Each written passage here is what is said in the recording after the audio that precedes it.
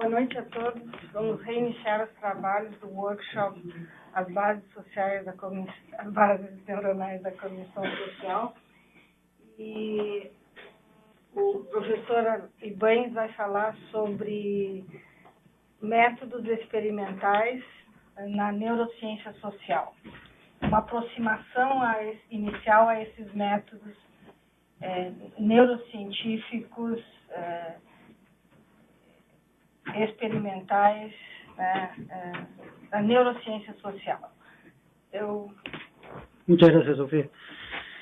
Bueno, al final de esta maratón vamos a conversar un poquito de cómo investigar en neurociencia social, ¿no? Eso creo que es importante por dos cosas. Uno, porque en breve ustedes van a tener aquí un laboratorio de electroencefalografía y potenciales evocados, que es una técnica barata, muy potente hoy en día, con la que se puede hacer muy buena investigación, es fácil de acceder, fácil de estudiar, es realmente importante para Latinoamérica, digamos, que existe esta técnica, y requiere mucho menos demanda que la resonancia, por muchas cosas que vamos a ver, ¿no? Pero también por un tema de que ustedes como lectores de las neurociencias, si no tienen background técnico, es importante saber que el cerebro no es algo que nosotros veamos fácilmente, ¿no? Los métodos que tenemos para estudiar el cerebro son medidas extremadamente indirectas, es casi como si golpeáramos y escucháramos qué suena, ¿no? Y miráramos algunas señales del cerebro y en base a múltiples interpretaciones podemos decir que esto se prende o se apaga, ¿no? Entonces, más aún, hay distintas técnicas que tienen ventajas y desventajas, ¿no? Eso es muy importante saber qué se puede investigar con una resonancia magnética funcional y qué se puede investigar con el EEG y qué no se puede investigar con esas técnicas, ¿no? Eso es muy importante al momento de interpretar los resultados, cuando uno ve una imagen, cuando uno ve una resonancia, cuando uno ve un registro intracraneal o lo que sea, ¿no?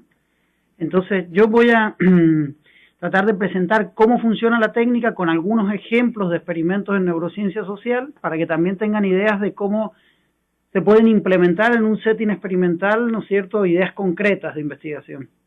Así que va a ser como muy práctica esta charla, ¿no? Y algunas técnicas me las voy a pasar de encima porque son menos frecuentes o probablemente de menos acceso, y a otras les voy a dar un poquito más de énfasis. De nuevo, cuando me quieran interrumpir cualquier cosa que no se entienda, por favor, pregúntenme, ¿no? Entonces vamos a ver los métodos de neuropsicología y lesiones, que es uno de los métodos más clásicos de la neuropsicología, ¿no es cierto?, y la psicología experimental antigua. Vamos a ver el estudio con métodos de tiempo de reacción, ¿no es cierto?, pruebas con una computadora donde uno simplemente le pregunta a través de distintos experimentos distintas cosas a los participantes, estos responden y nosotros medimos esas respuestas.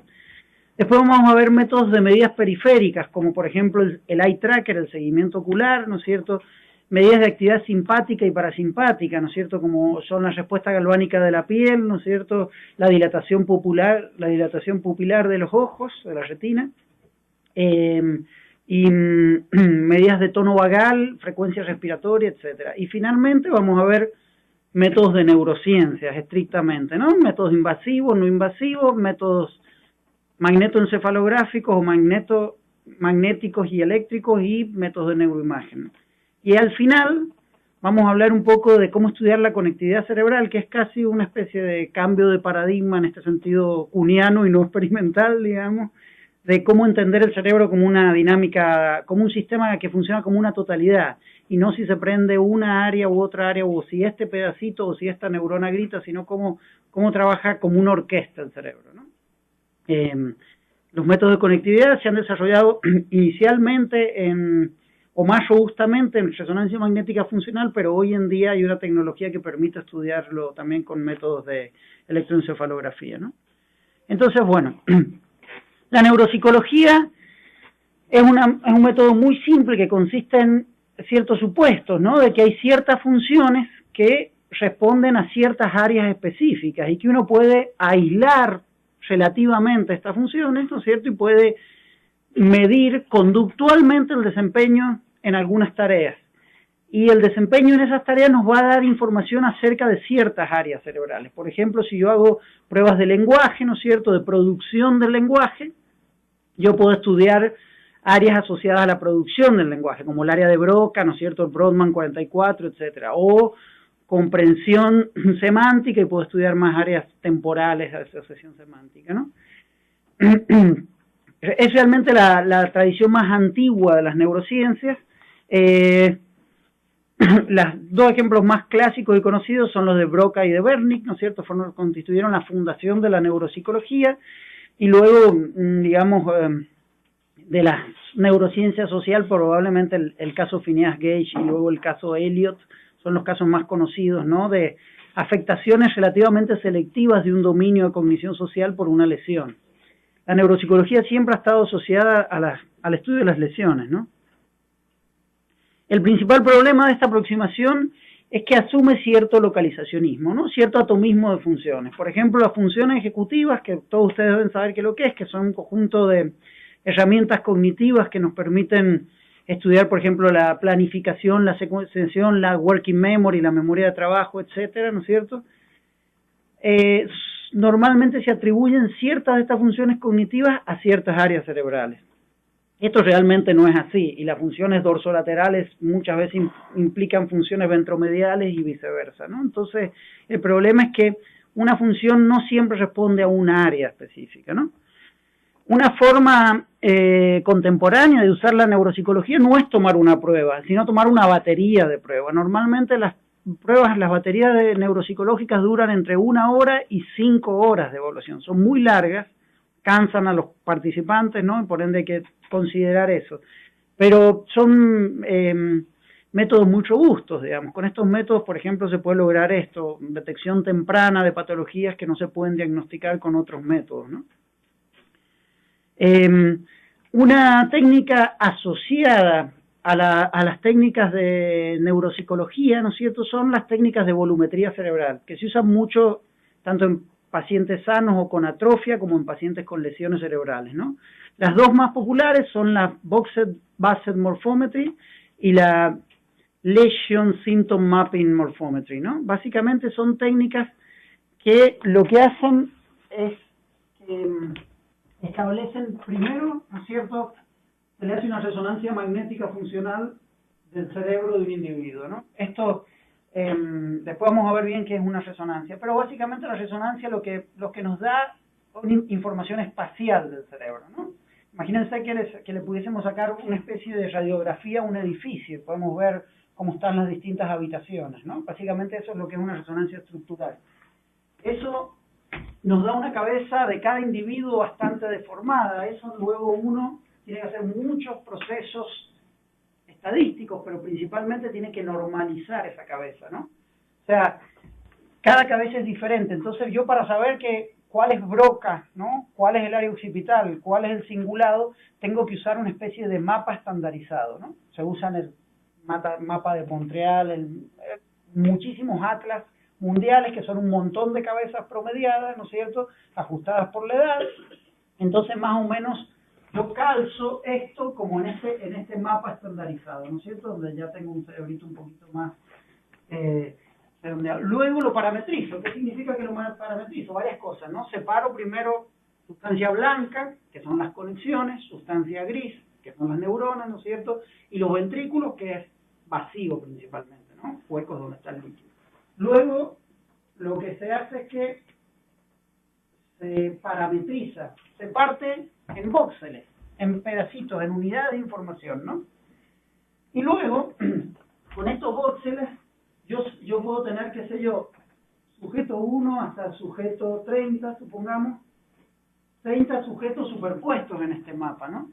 Y yo sé, por ejemplo, el sujeto 1 que tiene más atrofia aquí, o el sujeto 2 tiene un poquito más grande este pedacito de volumen, ¿no? Entonces, de alguna forma, tenemos tamaños relativos de cada pedacito del cerebro para cada sujeto. Y eso yo lo puedo correlacionar con la conducta, con el desempeño en neuropsicología, y entonces puedo mostrar, qué sé yo, que los que tienen el área de Broca más desarrollada tienen mayor producción del lenguaje, por ejemplo, ¿no?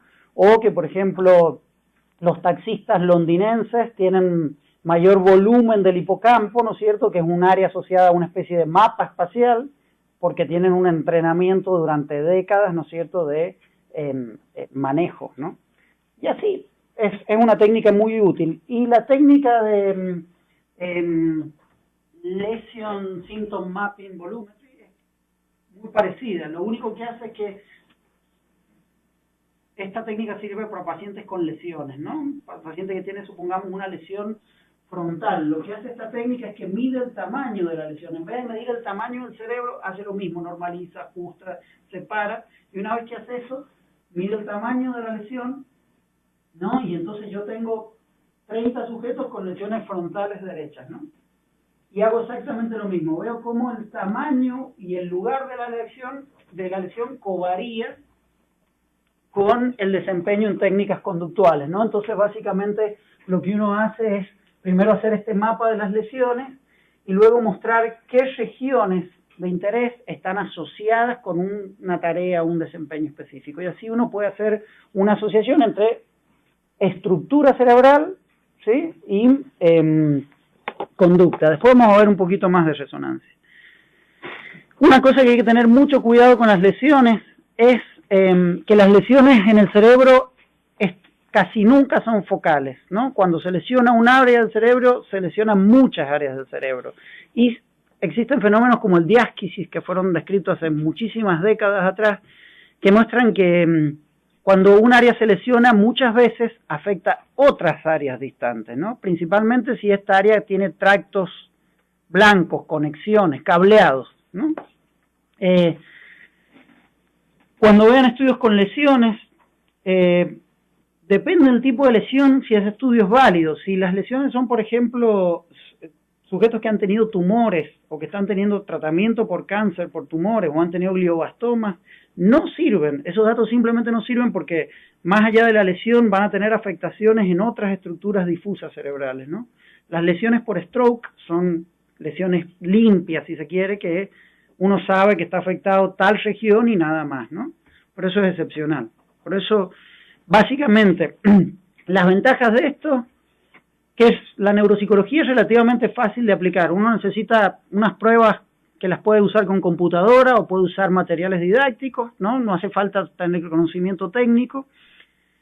Puede construir una especie de perfil neuropsicológico en el cual yo evalúo, qué sé yo, cómo le va en inteligencia, en funciones ejecutivas, en cognición social, en distintas subpruebas de cognición social. Entonces puedo describir el perfil neuropsicológico amplio, ¿no? Y eso lo puedo asociar, si tengo acceso a neuroimagen, con volumetría. La desventaja es que es una inferencia muy indirecta, ¿no?, de las funciones cerebrales. Yo, por la conducta, y una conducta que es relativamente especializada y asociada a un área cerebral, infiero que esa área está más o menos afectada, ¿no? Pero no hay una medida directa. Que muchas veces estudiamos las lesiones para entender el desempeño normal en pacientes, y un cerebro con una lesión tiene una dinámica de trabajo muy diferente de un cerebro sano. Hoy lo sabemos por múltiples técnicas, ¿no? Que la gran mayoría de las funciones no se desempeña en una misma área, ¿no? Casi no existe una sola área del cerebro que haga una sola cosa, digamos. Son muy promiscuas las áreas del cerebro, hacen muchas cosas a la vez. Y áreas ultra especializadas, como el giro fusiforme, que es una de las áreas más especializadas del cerebro, no solo procesa rostro, procesa muchísimas cosas, intervienen muchísimos procesos de lenguaje, de cálculo matemático, de reconocimiento de otros objetos, ¿no? Entonces, esta perspectiva es un poco localizacionista, y hoy en día sabemos que al menos en el plano de las funciones cognitivas superiores el localizacionismo no es muy bueno, ¿no? Uno puede combinar la neuropsicología con los tiempos de reacción. Esto es básicamente lo mismo, simplemente que uno mide el tiempo de respuesta de un sujeto. Supongamos que queremos entender cómo el cerebro procesa rostros o emociones en el rostro, ¿no? Entonces nosotros le podemos presentar emociones y le decimos, cuando usted reconozca la emoción, apriete un botón, ¿no? Y el sujeto se va a demorar entre 150 y 500 milisegundos, más o menos, en reconocer un rostro con una emoción, diciendo, no, es alegría, enojo, miedo. Y entonces nosotros podemos inferir cuán rápido el cerebro procesa un rostro, por ejemplo, contra palabras u oraciones. Y vamos a ver que los rostros se suelen procesar más rápido que las palabras, ¿no? Habitualmente, porque el contenido semántico es un poquito más lerdo y el rostro es el primer objeto perceptual que más rápido detecta el cerebro, ¿no? Entonces también podemos ver la accuracy, la precisión de esta respuesta, ¿no? Y hay distintos métodos, y es una técnica muy fácil, lo único que se necesita es un reloj muy preciso que ya viene en la computadora, que nosotros no nos tenemos que preocupar, y hay medidas muy clásicas como el priming, los paradigmas de Blink, etcétera. Vamos a ver algunos ejemplos, ¿no? Uno de los más conocidos es el priming. ¿Todos saben lo que es el priming? Es una forma de hacer que nuestro cerebro procese estímulos sin que nosotros conscientemente nos demos cuenta, ¿no? Si, por ejemplo, yo les presento un estímulo X, ¿no? Supongamos así. Estos, imaginen que son pantallas, y aquí yo les presento una rejilla, que es esto, una imagen así cuadriculada, una cara de enojo, ¿no es cierto? Y una rejilla. Esto más o menos, qué sé yo, por 100 milisegundos, esto por 50 milisegundos y esto por 100 milisegundos. Si yo les presento esto en el tiempo, ¿no? Lo único que ustedes van a ver es una rejilla, nada más. No van a ver esta cara, ninguno, con certeza, ¿no? Pero esa cara va a implicar un sesgo. Por ejemplo, si yo quisiera que a ustedes les cayera mal esta presentación, yo podría estarle presentando priming de caras negativas y ustedes tenderían a tener una actitud un poco más negativa hacia mi charla que si yo presentara caras positivas, ¿no? Es algo que habrán escuchado los mitos de Coca-Cola y este tipo de cosas que se han comprobado. El priming tiene un efecto muy robusto, pero en el instante que se lo usa. Después, ¿no? Uno no aprende con priming, ¿no? Ese es el problema del priming, pero sí tiene un efecto si uno quiere ver cómo influyen inconscientemente distintos procesos, puede usar estas técnicas de priming.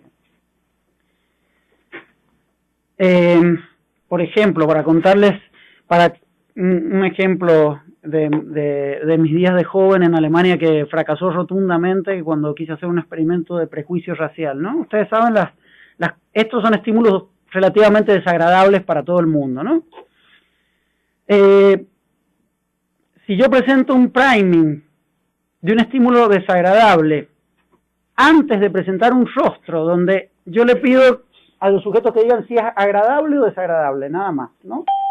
Y supónganse que él es un turco y que los participantes son alemanes o turcos, que ustedes saben que tienen mucho prejuicio mutuo, ¿no? Sesgo racial mutuo. Entonces, ¿qué va a pasar? Que los alemanes van a tender a clasificar con mucho más rechazo a los turcos cuando están asociados a un estímulo negativo, que cuando están asociados con un estímulo positivo o cuando tienen que clasificar un rostro alemán con estímulos negativos, ¿no? Entonces podemos inducir sesgos de negatividades en la evaluación actitudinal, por ejemplo, ¿no? Un ejemplo muy simple. Con este tipo de paradigmas de IAT, yo les mostré ayer algún estudio de prejuicios en indígenas y bueno, este tipo de tareas se puede hacer con muchas cosas, se puede hacer con sesgos de género, por ejemplo, ¿no? Asociar implícitamente el trabajar en la casa con la masculinidad, ¿no? O el trabajar afuera con la feminidad, y eso va a generar tiempos de reacción más lerdos, ¿no? Y estos tipos de sesgos de género, por ejemplo, están totalmente atenuados en la demencia frontotemporal o en las lesiones ventromediales, ¿no? Solo con un ejemplo, ¿no? Otras formas, ya acercándonos a medidas un poquito más complejas, ¿no es cierto?, es estudiar ciertas medidas periféricas. Uno puede estudiar el seguimiento ocular, ¿no es cierto?, es una técnica que se usa mucho en publicidad. Básicamente con distintos dispositivos, ya sean de lentes infrarrojas, de lentes que están montadas, camaritas que están montadas en unos lentes o de una cámara que está sobre la pantalla, uno puede saber dónde mira un sujeto, ¿no?, y cuánto tiempo mira. Más aún, si tiene un eye tracker de alta tecnología, puede conocer las microsacadas, ¿no? Por ejemplo, cuando cada uno de ustedes reconoce un rostro, en menos de 100 milisegundos sus ojos hacen esto, ¿no? Básicamente traquean esto, ojos, nariz y boca, ¿no? Y esto lo hacen en 120 milisegundos. Sin esa microsacada, esos movimientos bruscos, ustedes no pueden percibir un rostro. Los individuos con autismo no tienen este patrón de microsacadas así de, digamos, lo tienen, pero diferente, ¿no?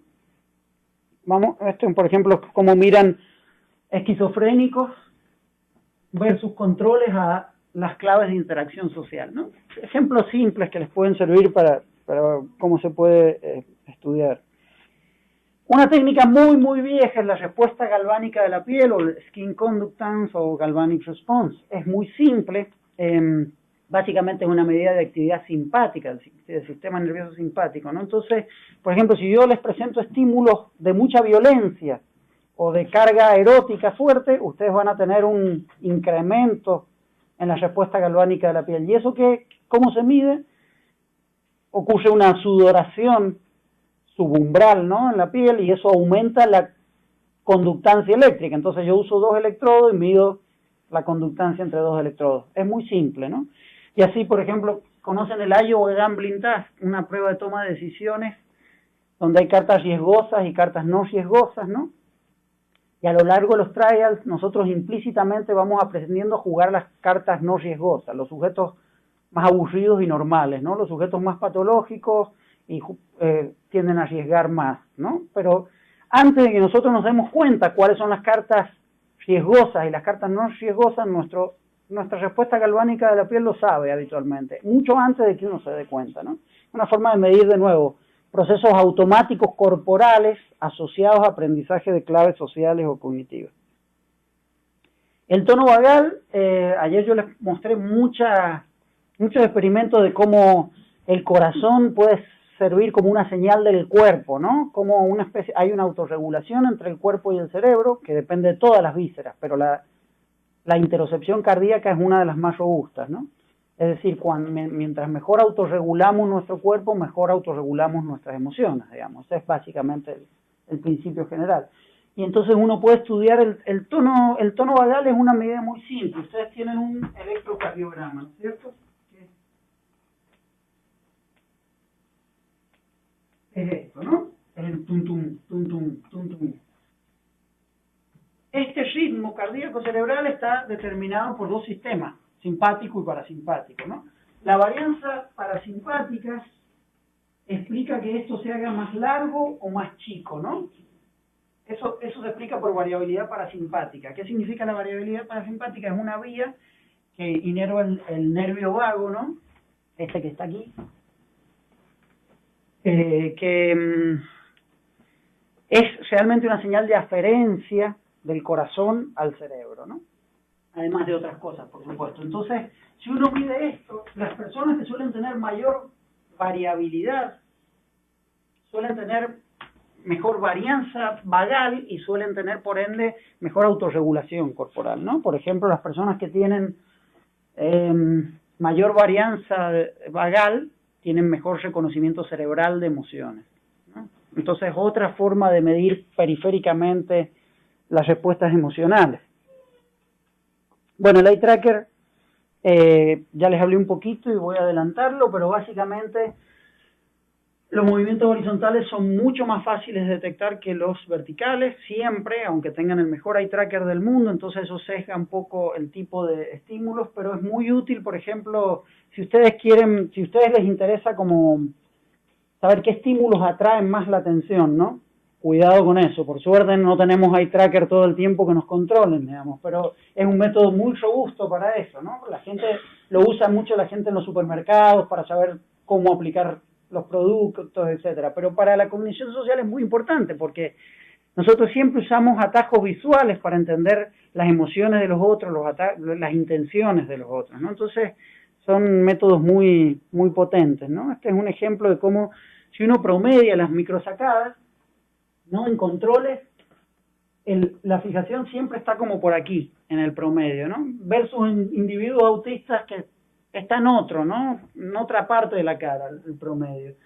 Y esto es interesante porque, por ejemplo, los individuos con autismo no es que tengan un problema visomotor, pueden seguir muy bien estímulos fragmentados con el eye tracker. Lo que no tienen es un precableado automático, ¿no? Asociado al reconocimiento emocional o a las expresiones del rostro.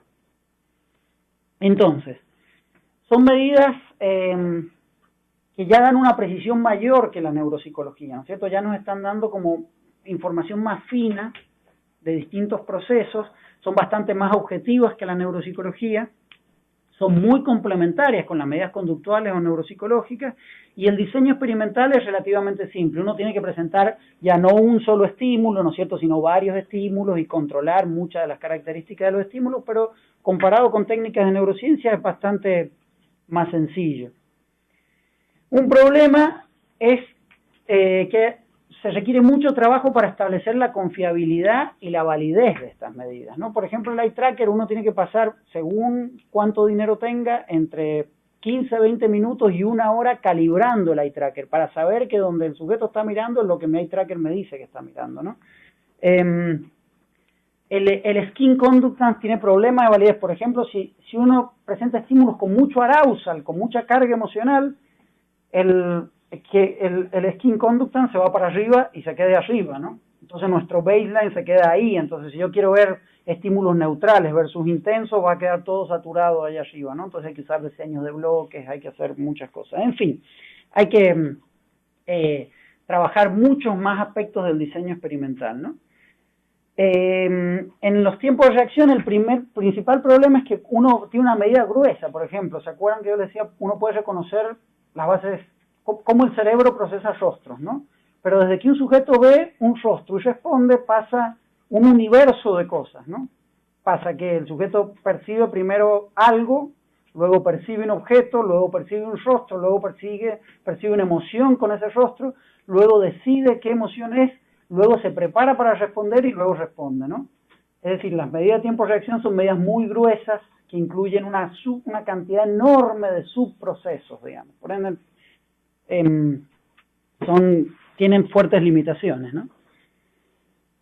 Y ya, comparado con la neuropsicología, ya requieren cierto conocimiento técnico. De aquí para adelante ya nos hace falta un ingeniero, ¿no?, en un buen laboratorio si uno quiere no sufrir demasiado, digamos. Entonces ahora vamos a empezar a ver técnicas de neurociencia, ¿no? Más o menos la idea básica es qué hace, digamos, esta área con respecto a tal función cognitiva, ¿no? Es la pregunta más simple y tonta que nos podemos hacer con estas técnicas, es esa, digamos. Es como el nivel básico. Y hay técnicas que son invasivas, que producen un daño real en el sistema nervioso, ¿no es cierto? Y técnicas que no son invasivas. Muchas gracias. Vamos a ver ejemplos de ellas, ¿no? Las técnicas invasivas se usan en animales en un 90%, ¿no? Básicamente, por ejemplo, uno puede colocar microelectrodos en el soma de una neurona, en la estructura de la neurona, y saber cuándo esa neurona grita, digamos. Esa neurona, ¿no? Exclusivamente, de las 10 a las 12 neuronas que pueden haber. Son métodos muy potentes para establecer mapas neuroanatómicos muy precisos, ¿no? Pero no se pueden usar en humanos salvo algunas excepciones, como la electrocorticografía y los local field potential en pacientes epilépticos, por ejemplo, ¿no? Pacientes epilépticos refractarios que si no se hace esto o van a morir o van a tener un deterioro cognitivo severo. Entonces se les abre la cabeza, se les ponen electrodos, se los monitorea durante 10 días con esos electrodos para identificar dónde se genera el foco epiléptico, se los estimula para saber qué áreas el cirujano puede cortar y cuáles no puede cortar. Por ejemplo, lenguaje o sistema motor, normalmente un cirujano no corta para no dejar una secuela severa. Y entonces durante esos 10 días que los pacientes tienen electrodos, uno puede investigar y puede medir directamente la actividad. Es el método más directo de medición de la actividad cerebral en humanos, pero es el más infrecuente de todo, ¿no? Menos del 1% de todos los estudios de neurociencia cognitiva en humanos se hace con esta metodología. Las técnicas no invasivas se dividen en técnicas de estructura, donde uno ve como el espacio, ¿no? La estructura del cerebro, si se achicó, si se agrandó, mientras que las técnicas funcionales nos dicen cómo trabaja el cerebro, si se activó más, si se activó menos. ¿Se entiende? Esa distinción es muy importante, digamos, porque las técnicas estructurales no son un correlato directo de ninguna actividad cognitiva, ¿no? Es como una foto estática del cerebro. En cambio, las técnicas funcionales nos dicen en qué está pensando el cerebro, si está bailando, si está durmiendo, si está interesado o aburrido, ¿no? Vamos a ver distintos métodos de ellos. Dentro de las estructurales, la más conocida es la tomografía axial, que básicamente es una radiografía con múltiples slides, ¿no? Básicamente. es una técnica muy burda donde tiene una resolución espacial muy mala. Podemos distinguir, qué sé yo, ¿ustedes ven algo raro en este cerebro? ¿Nadie ve nada raro? Hay dos cosas atípicas, una en una de las figuras. Les voy a dar una pista. No, bueno, aquí tiene un glioblastoma tremendo, ¿no? Tiene un tumor muy grande, y aquí tiene un ventrículo agrandado. ¿Qué significa que el ventrículo está agrandado? Que el cerebro se ha atrofiado, por ende el líquido ha crecido. Estas son bolsas que tienen líquido, ¿no? Entonces, cuando el tejido se achica, las bolsas con líquido crecen, ¿no? Entonces, con estas técnicas uno puede hacer ese tipo de cosas y puede investigar cosas. No sé si conocen a Simon LeVay, es un tipo muy controversial que propone que la homosexualidad es como casi genética, ¿no? Es una cosa rara y bizarra, pero bueno, él sí ha encontrado que el hipotálamo, ¿no es cierto? Que el hipotálamo es una estructura muy importante para regulación hormonal y este tipo de cosas, ¿no es cierto? Es más chiquito en los hombres homosexuales y en las mujeres es más chiquito, ¿no? Esta es una cosa burda, digamos, pero bueno, se puede hacer investigación con esta técnica, ¿no? Mucho más con la resonancia estructural, que es más precisa. Pero bueno, a diferencia de los métodos estructurales, los métodos funcionales nos dicen qué está haciendo el cerebro, ¿no? Cuál es la actividad del cerebro, frente a una tarea o en reposo, no importa. Y básicamente hay dos, hemodinámicos, que los vamos a ver ahora, y magnetoencefalográficos, ¿no? Los métodos hemodinámicos, los dos más conocidos, son la resonancia magnética funcional y la tomografía por emisión de positrones, ¿no? ¿Cuál es el principio general de estas técnicas? Que las neuronas que trabajan más consumen más sangre, ¿no? En realidad más oxígeno de la sangre, ¿no? Entonces, en el fondo, si esta neurona está cantando, va a consumir más sangre y estas técnicas van a captar el cambio en la oxigenación del flujo de la sangre, ¿no? Es decir, si ustedes piensan un poquito, esta es una técnica indirecta, no mide actividad neuronal, algo que probablemente todos, cuando uno ve una imagen de resonancia magnética funcional, uno dice, se prendió esta área. Es cierto, se prendió, pero la técnica no midió eso. La técnica midió el cambio en la oxigenación de la sangre en esa área, que es posterior a la activación de las neuronas. Si las neuronas gritan, consumen más oxígeno y luego medimos eso, ¿no? Ya es una idea de que en el fondo ustedes no están midiendo actividad neuronal. Un punto que estoy seguro que mucha gente que ha escuchado hablar de resonancia magnética funcional no lo sabe, ¿no?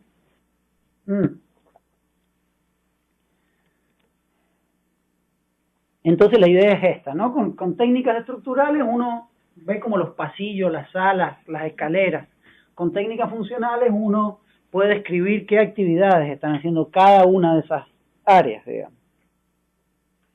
Entonces, ¿cómo es el principio básico de la resonancia magnética funcional? Lo más simple. Imagínense que uno quiere estudiar cómo el cerebro reconoce objetos visuales, ¿no? Entonces, ¿qué hacemos? Le presentamos, por ejemplo, estímulos complejos versus simples, ¿no? Esperamos que los estímulos complejos activen más las áreas visuales y las áreas visuales de asociación que los estímulos simples. Un experimento aburridísimo, ¿no?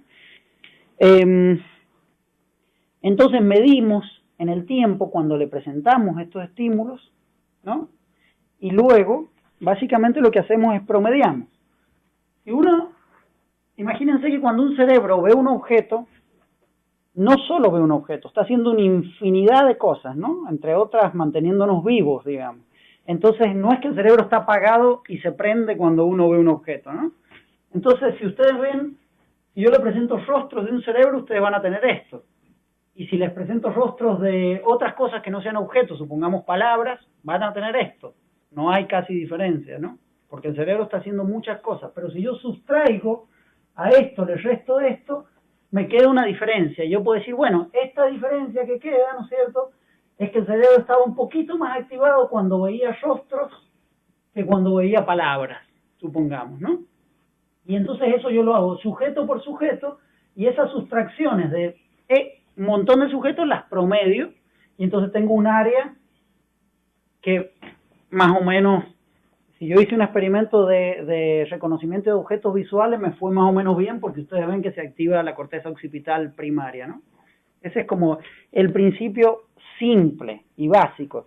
¿Se acuerdan que yo les conté que hay todo un preprocesamiento de la resonancia donde uno ajusta la cabeza, una cabeza estandarizada, separa líquidos raquídeos de actividad neuronal y tractos? Bueno, todo eso se hace aquí también antes de todo esto, ¿no?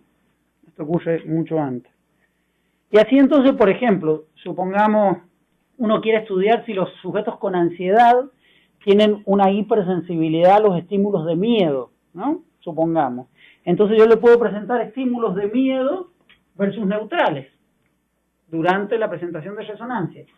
Y entonces promedio todas las veces que le presenté estímulos de miedo con todas las veces, y le resto todas las veces que le presenté estímulos neutrales, y voy a tener que se activa, qué sé yo, la amígdala, por ejemplo, que es un área asociada al miedo. Y voy a encontrar una correlación, que hay mayor actividad en la amígdala mientras mayor nivel de ansiedad el sujeto tiene, ¿no? Esto, qué sé yo, en pánico, en estrés postraumático, etcétera. Eso es lo mismo con estrés postraumático, solo por darle unos ejemplos, ¿no? Entonces así uno puede como estudiar la espacialidad de los correlatos neuronales de distintos procesos, ¿no? ¿Dónde ocurren estos procesos? O dónde ocurren es relativo, ¿no? En realidad están ocurriendo muchísimas cosas a la vez, pero la diferencia entre esto ocurre acá. Y eso es lo que nosotros vemos en estos mapas, ¿no? ¿Cuál es la limitación de esta técnica? Principalmente que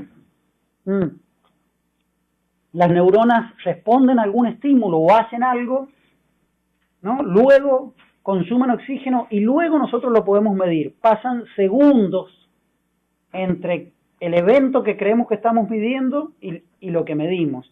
En ese segundo el cerebro puede hacer miles de cosas. En 5 milisegundos el cerebro puede cambiar totalmente su dinámica cerebral. Eso quiere decir que lo que medimos no necesariamente es la respuesta evocada a aquello que creemos que estamos estudiando, ¿no? Pero bueno, hay formas de saber cuándo es más adecuado y cuándo es menos adecuado, ¿no? Hay métodos que han afinado bastante la precisión temporal hasta 1 segundo más o menos, que es una eternidad igual, pero ya es bastante más confiable, ¿no? La otra limitación es que no medimos actividad cerebral. Eso hay que entenderlo bien. Medimos cambio en la oxigenación de la sangre, ¿no? Que obviamente es una indicación de actividad cerebral, pero no se mide directamente. Por ende no sabemos bien si es más actividad excitatoria, inhibitoria, hay mucha discusión al respecto. ¿Cuál es la ventaja?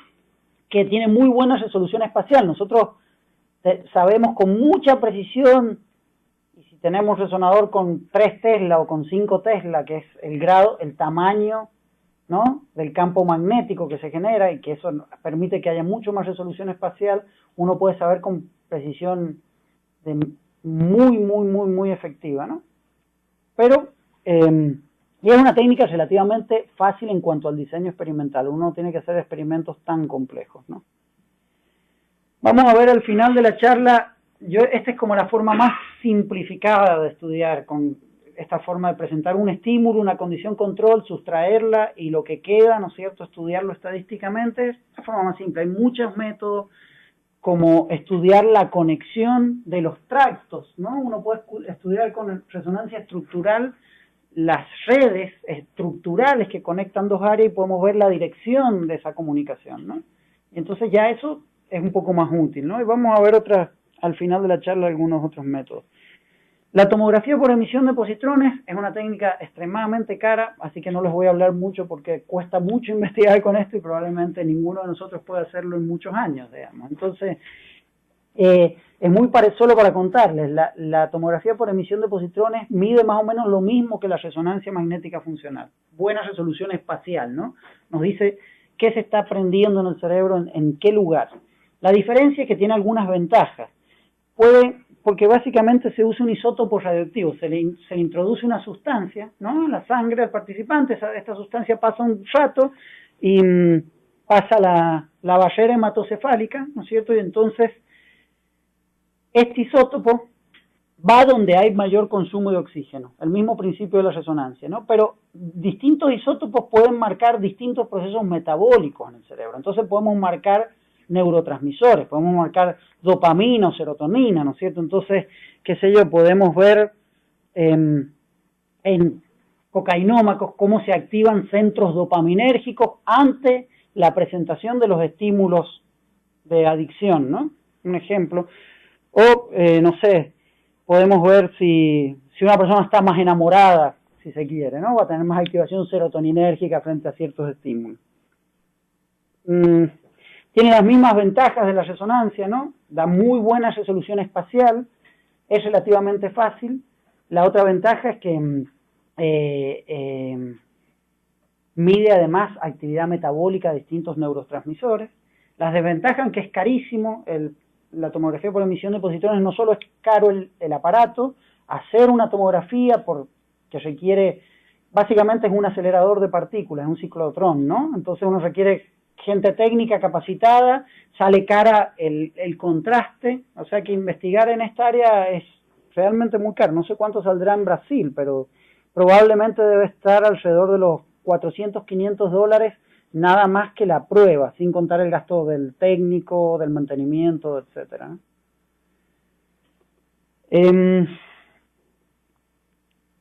Vimos muy rápidamente los métodos de neuroimagen. ¿Qué tienen de útil? Nos hablan de en dónde ocurre lo que ocurre en el cerebro, ¿no? En qué lugar del cerebro. Lo malo es que no sabemos si eso que ocurrió responde al evento cognitivo que creemos que estamos estudiando, ¿no? Las técnicas electromagnéticas, ¿no? Al revés de las técnicas de neuroimagen, tienen muy mala resolución espacial. No sabemos de dónde viene esta actividad con precisión. Lo sabemos de forma muy imprecisa, pero tenemos una fina dinámica temporal de 2 milisegundos de precisión, ¿no? 2 milisegundos ya para el cerebro es una buena ventana de tiempo. O sea, las cosas no cambian tanto a nivel cognitivo en 5 milisegundos, ¿no? Cambian muy poco. Entonces, hay distintas técnicas, el electroencefalograma, ¿no es cierto? La magnetoencefalografía y la estimulación magnética transcraneal. Bueno, nada, Luigi Galvani, con experimentos un poco sádicos, ¿no? Fue el primero en mostrar que los músculos se movían por impulsos eléctricos, ¿no? Entonces le cortaba la pata a la rana y le mandaba una patada eléctrica y veía que la rana todavía pateaba, ¿no? Se movía. Hans Berger fue el primero en registrar un electroencefalograma en humanos, un alemán, y mostró muchas de las cosas que sabemos acerca de la conciencia. Mostró que la conciencia depende de oscilaciones más o menos rápidas y extendidas en el cerebro. Casi es lo que más sabemos de EEG hoy en día de la conciencia. Con la electroencefalografía mide la actividad eléctrica cerebral, ¿no? A diferencia de las técnicas de neuroimagen, es una técnica directa de actividad neuronal. Medimos la electricidad de las neuronas, ¿no? Esa es la buena nueva. La mala nueva es que medimos un montón de otras actividades eléctricas que no son neuronales, ¿no? O sea, está todo mezclado. Y uno puede medir con mucha precisión espacial la actividad de una neurona. Esto ocurre exclusivamente en animales o multi-units en humanos hace 10 años atrás. Hace muy poco se ha empezado a hacer registros que no son de una neurona, pero uno puede distinguir neuronas individuales, ¿no? Kian Quiroga, este ejemplo que dieron aquí en este Ateneo, usa esa técnica. Uno puede medir local field potentials, que representan la actividad de un espacio menor a 1 milímetro de la actividad del tejido cerebral, ¿no? Pero ya son miles de neuronas que están gritando a la vez. Después uno puede medir el eje intracraneal de electrocorticografía, ¿no es cierto? Y ahí ya la resolución es casi de 1 centímetro, ¿no? Vemos la actividad de lo que ocurre en el cerebro de 1 centímetro. Y luego podemos medir el eje de superficie, donde nuestra precisión espacial es espantosa, es muy mala, ¿no? Muy poco aproximada.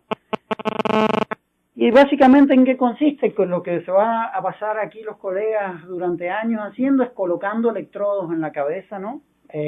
Midiendo impedancia, haciendo que estos electrodos, primero hay que limpiar el tejido, poner el electrodo y que este electrodo entonces empiece a registrar la señal eléctrica, ¿no?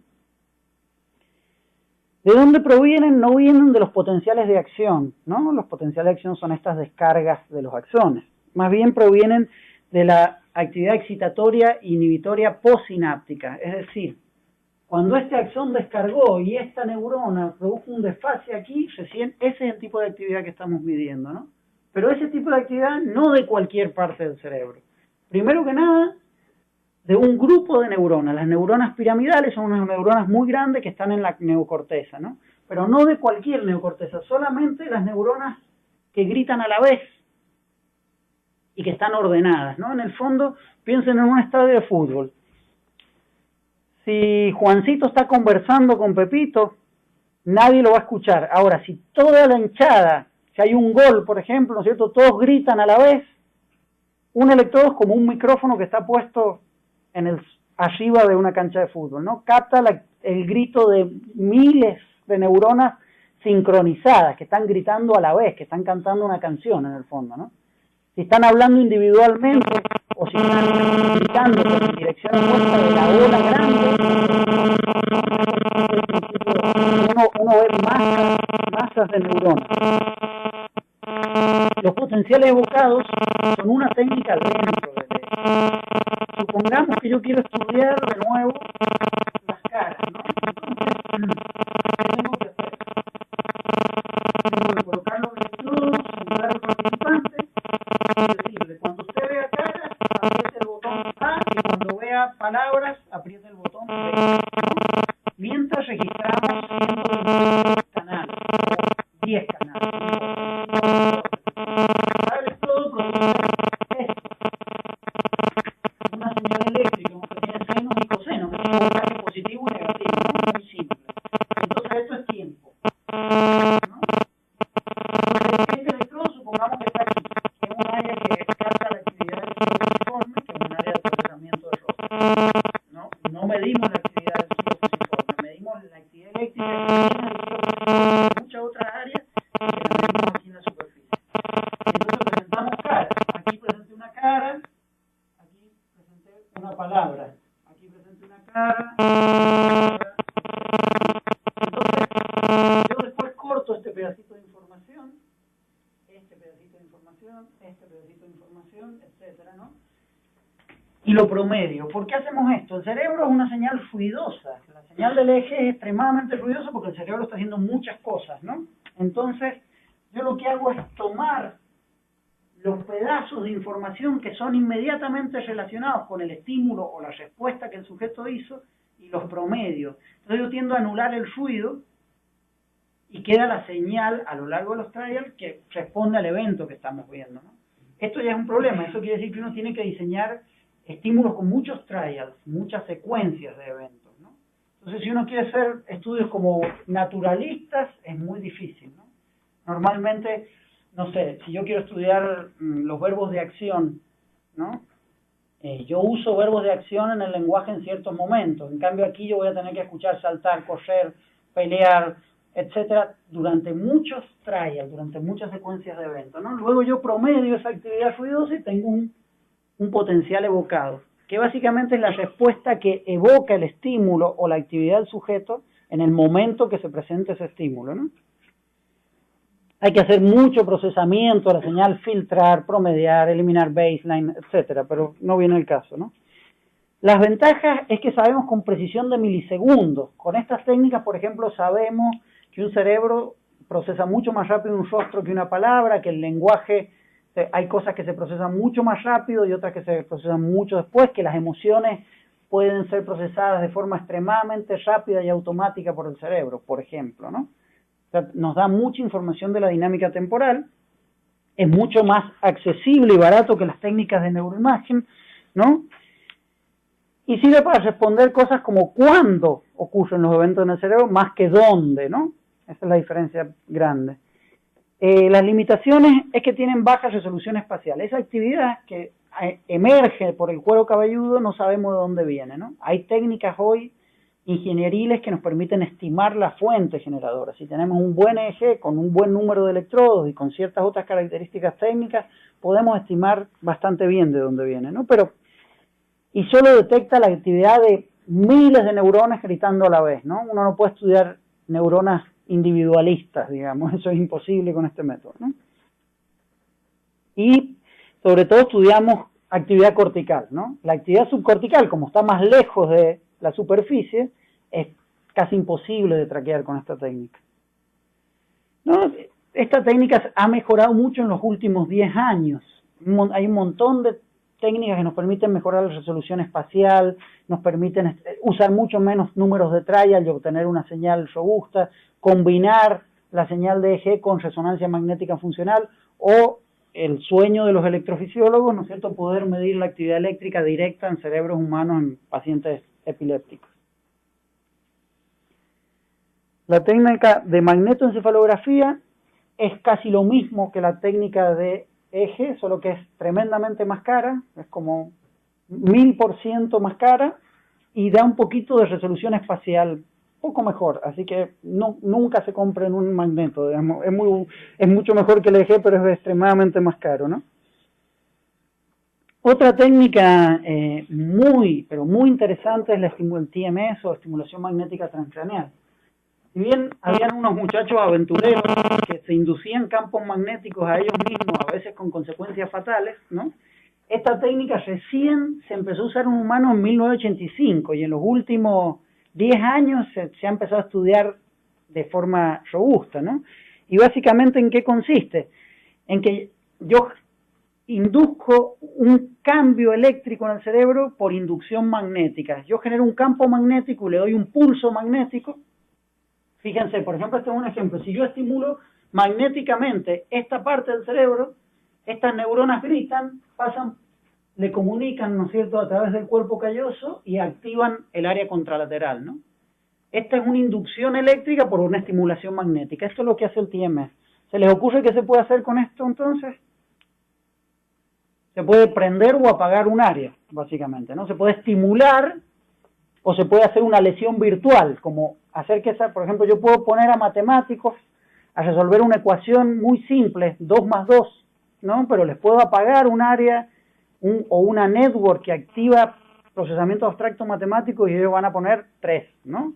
Esta es la idea, ¿no? Uno puede generar lesiones virtuales que no le hacen daño alguno al paciente, ¿no? O al participante, perdón. También se usa para rehabilitación.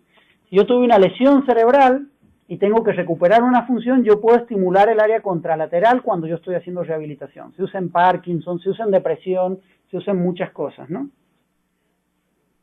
O se puede usar también para estimular acciones sin ejecutarlas.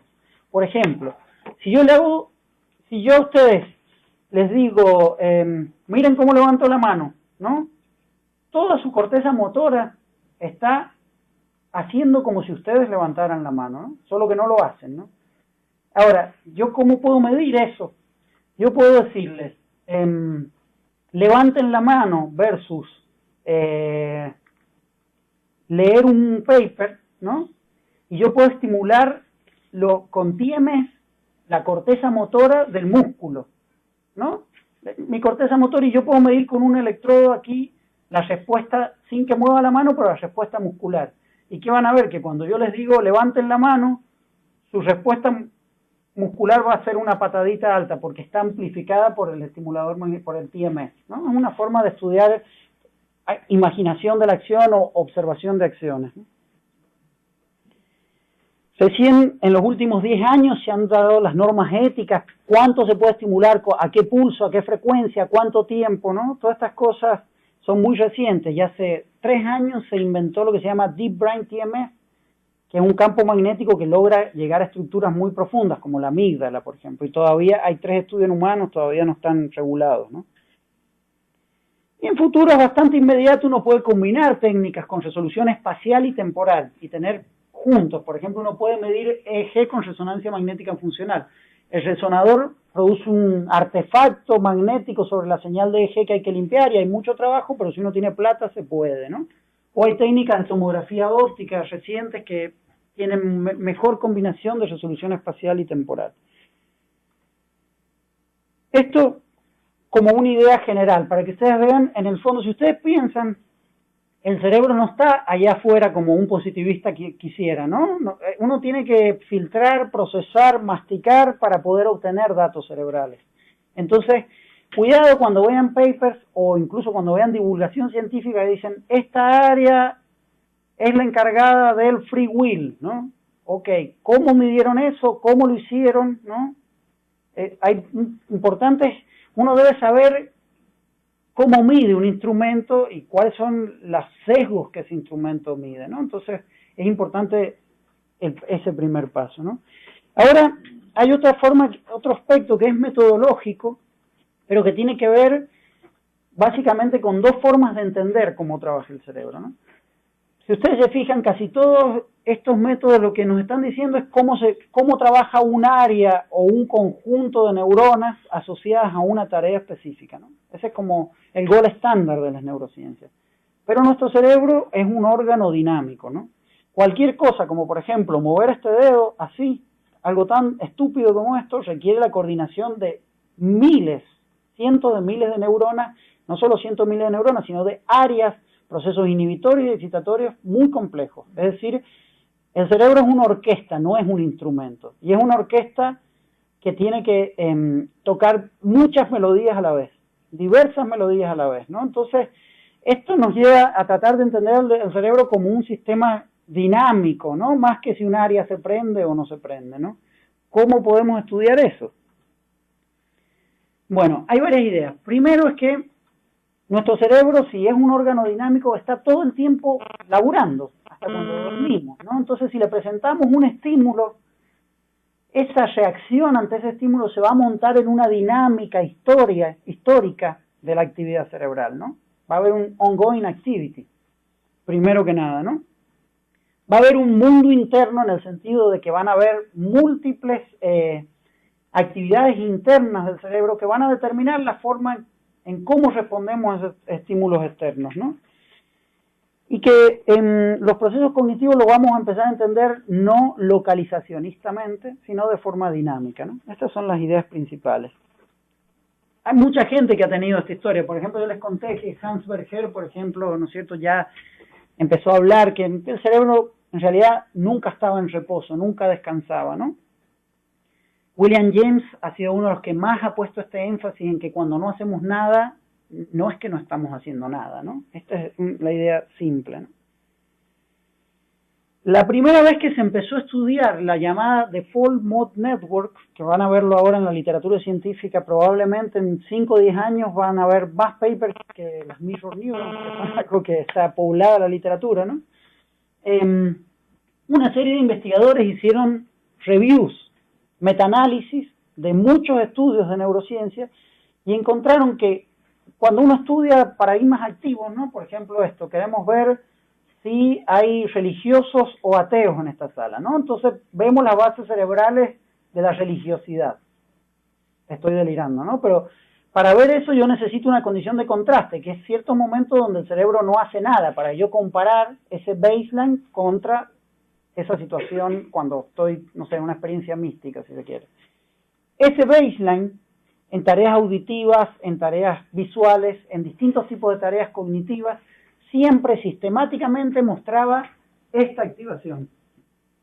Corteza ventromedial y cingulado anterior, precuneos y corteza posterior, ¿no? Y ellos se sorprendieron porque en pruebas muy distintas encontraron que cuando el cerebro no hacía nada, tendía a haber esta actividad, ¿no? Y esta actividad tendía a estar sincronizada, acoplada, ¿no? El primer trabajo de la Default Network fue un trabajo que se rechazó 14 veces antes de ser publicado. Y bueno, hoy debe ser uno de los trabajos más citados en los últimos 5 años, no sé.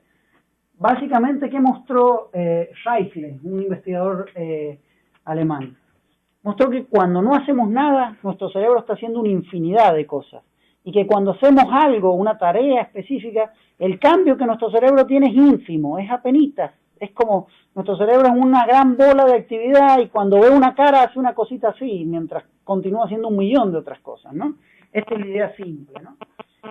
Y él mostró básicamente que no todas las áreas están más activas cuando no hacemos nada, que había una especie de red, ¿no? Y esto, este es el punto, ¿no? Hay como dos visiones básicas. Una es la visión de Sherrington, ¿no? donde el cerebro es como una especie de órgano pasivo que responde ante los estímulos, ¿no? Lo pinchamos y responde, le mostramos un rostro y responde, le mostramos una prueba de toma de decisiones y responde, ¿no? Es como una cosa que está quieta hasta que aparece un estímulo que lo hace responder, ¿no? Una visión bastante pasiva del cerebro, pero que es muy útil para investigar el cerebro, digamos. Versus que la llamada intrinsic view es la idea de que el cerebro es este órgano dinámico que está constantemente anticipando lo que va a ocurrir, ¿no? O sea que independientemente de los estímulos que vengan de acá del mundo, nuestro cerebro siempre está construyendo la realidad y anticipando lo que va a suceder en la realidad, ¿no? Esta es una idea como casi filosófica, digamos. Y en el fondo, los cambios cerebrales que producen las tareas son ínfimos comparados con la dinámica cerebral que el cerebro tiene por sí mismo, ¿no? Esta es la idea. Entonces, un montón de gente empezó a tratar de estudiar qué significaba la default network, ¿no? Y entonces uno decía, bueno, cuando el sujeto, esto es cuando estoy divagando mentalmente, ¿no? Cuando no hago nada, se activa esta default network. Otros dijeron, no, en realidad cuando estamos pensando hacia el futuro, cuando estamos haciendo mentalismo, pero sin estímulos, ¿no? Como diciendo, voy a ir a visitar a mi suegra y otra vez voy a tener que hablar con ella de aquella persona aburrida, etcétera, ¿no? Este tipo de cosas. También, por ejemplo, cuando se desconecta la atención, se activa la default network, ¿no? En el déficit atencional hay una constante interrupción de la default network durante tareas activas, ¿no? Algunos pensaron, bueno, es actividad consciente, pero hoy hay bastante evidencia que no, que la default network está incluso durante anestesia o en estado vegetativo está presente, ¿no? Entonces, probablemente no esté asociada con conciencia. Muchos han propuesto que tiene que ver con esta teoría de la mente, porque las áreas que activa son áreas que están involucradas en la teoría de la mente, ¿no? Pero es difícil de pensar. En realidad, cuando nuestro cerebro no hace nada, hace una infinidad de cosas. Hace todo eso y hace muchas otras cosas más, ¿no? Y hay procesos biológicos que parecen determinar esta default network, ¿no? Pero lo interesante es el cambio de perspectiva.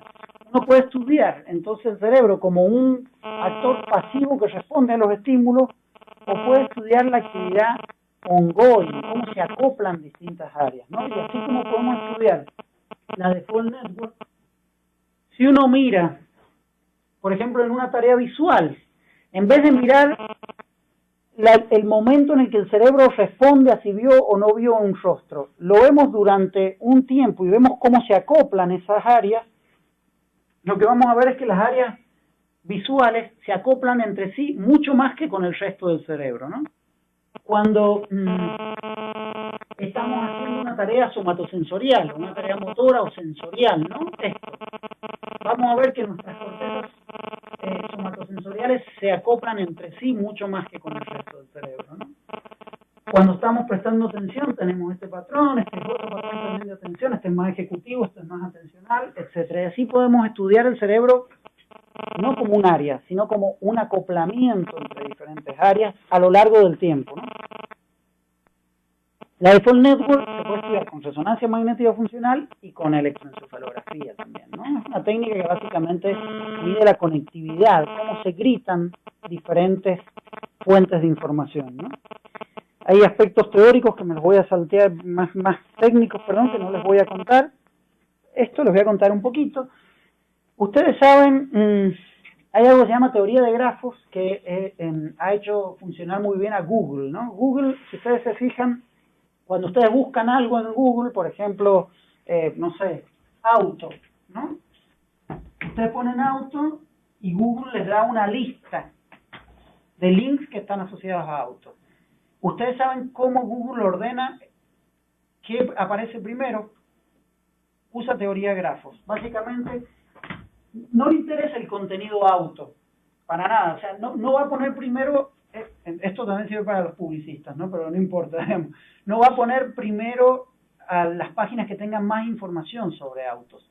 Va a poner primero a la página que tenga mayor conexiones, que se refiere al auto, pero que tenga mayor conexiones con todas las otras páginas, ¿no?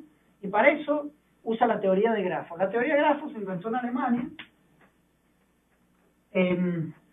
estudiando un pueblito de Nuremberg, un pueblito que los americanos se encariñaron mucho, y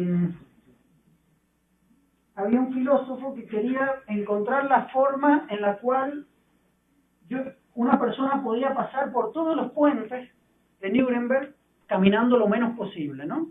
¿Cuál era el recorrido que podía hacer para pasar por todos los puentes, ¿no? De la forma más eficiente? Y esa es la idea de teoría de grafos. La teoría de grafos nos dice, por ejemplo, cuán conectado está este nodo con todo este nodo. Puede ser un sitio web, puede ser un grupo social, puede ser un enjambre de abejas o puede ser un conjunto de neuronas. Se aplica a cualquier cosa que tenga redes, ¿no? Y es muy efectivo. Y así uno puede estudiar, por ejemplo, cuán modular es un área, cuán solita trabaja esta área con respecto a las otras áreas. Por ejemplo, cómo tiene que llegar Juan hasta Pepe, pasando por Elisa, por Roberto, etcétera, ¿no? Path length, pues degree, modularity.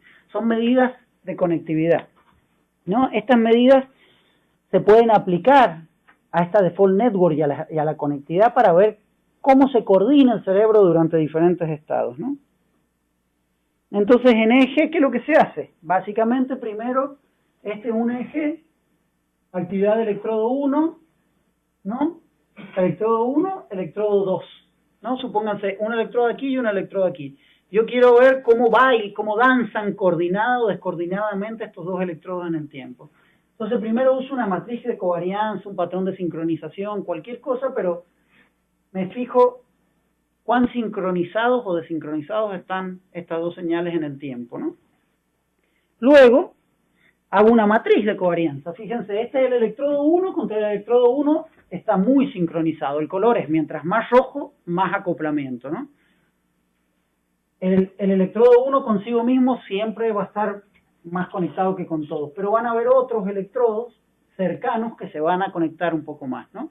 A partir de eso, yo después construyo métricas de conexión y de grafos, ¿no? Digo, bueno, luego de un umbral estadístico, ¿cuántas conexiones son más robustas, ¿no? Y ahí puedo empezar a ver conexiones, por ejemplo, frontotemporales, frontooccipitales, puedo aplicar teoría de grafos y puedo sacar métricas que nos dicen cuán bien o cuán mal está conectada la actividad eléctrica cerebral, ¿no?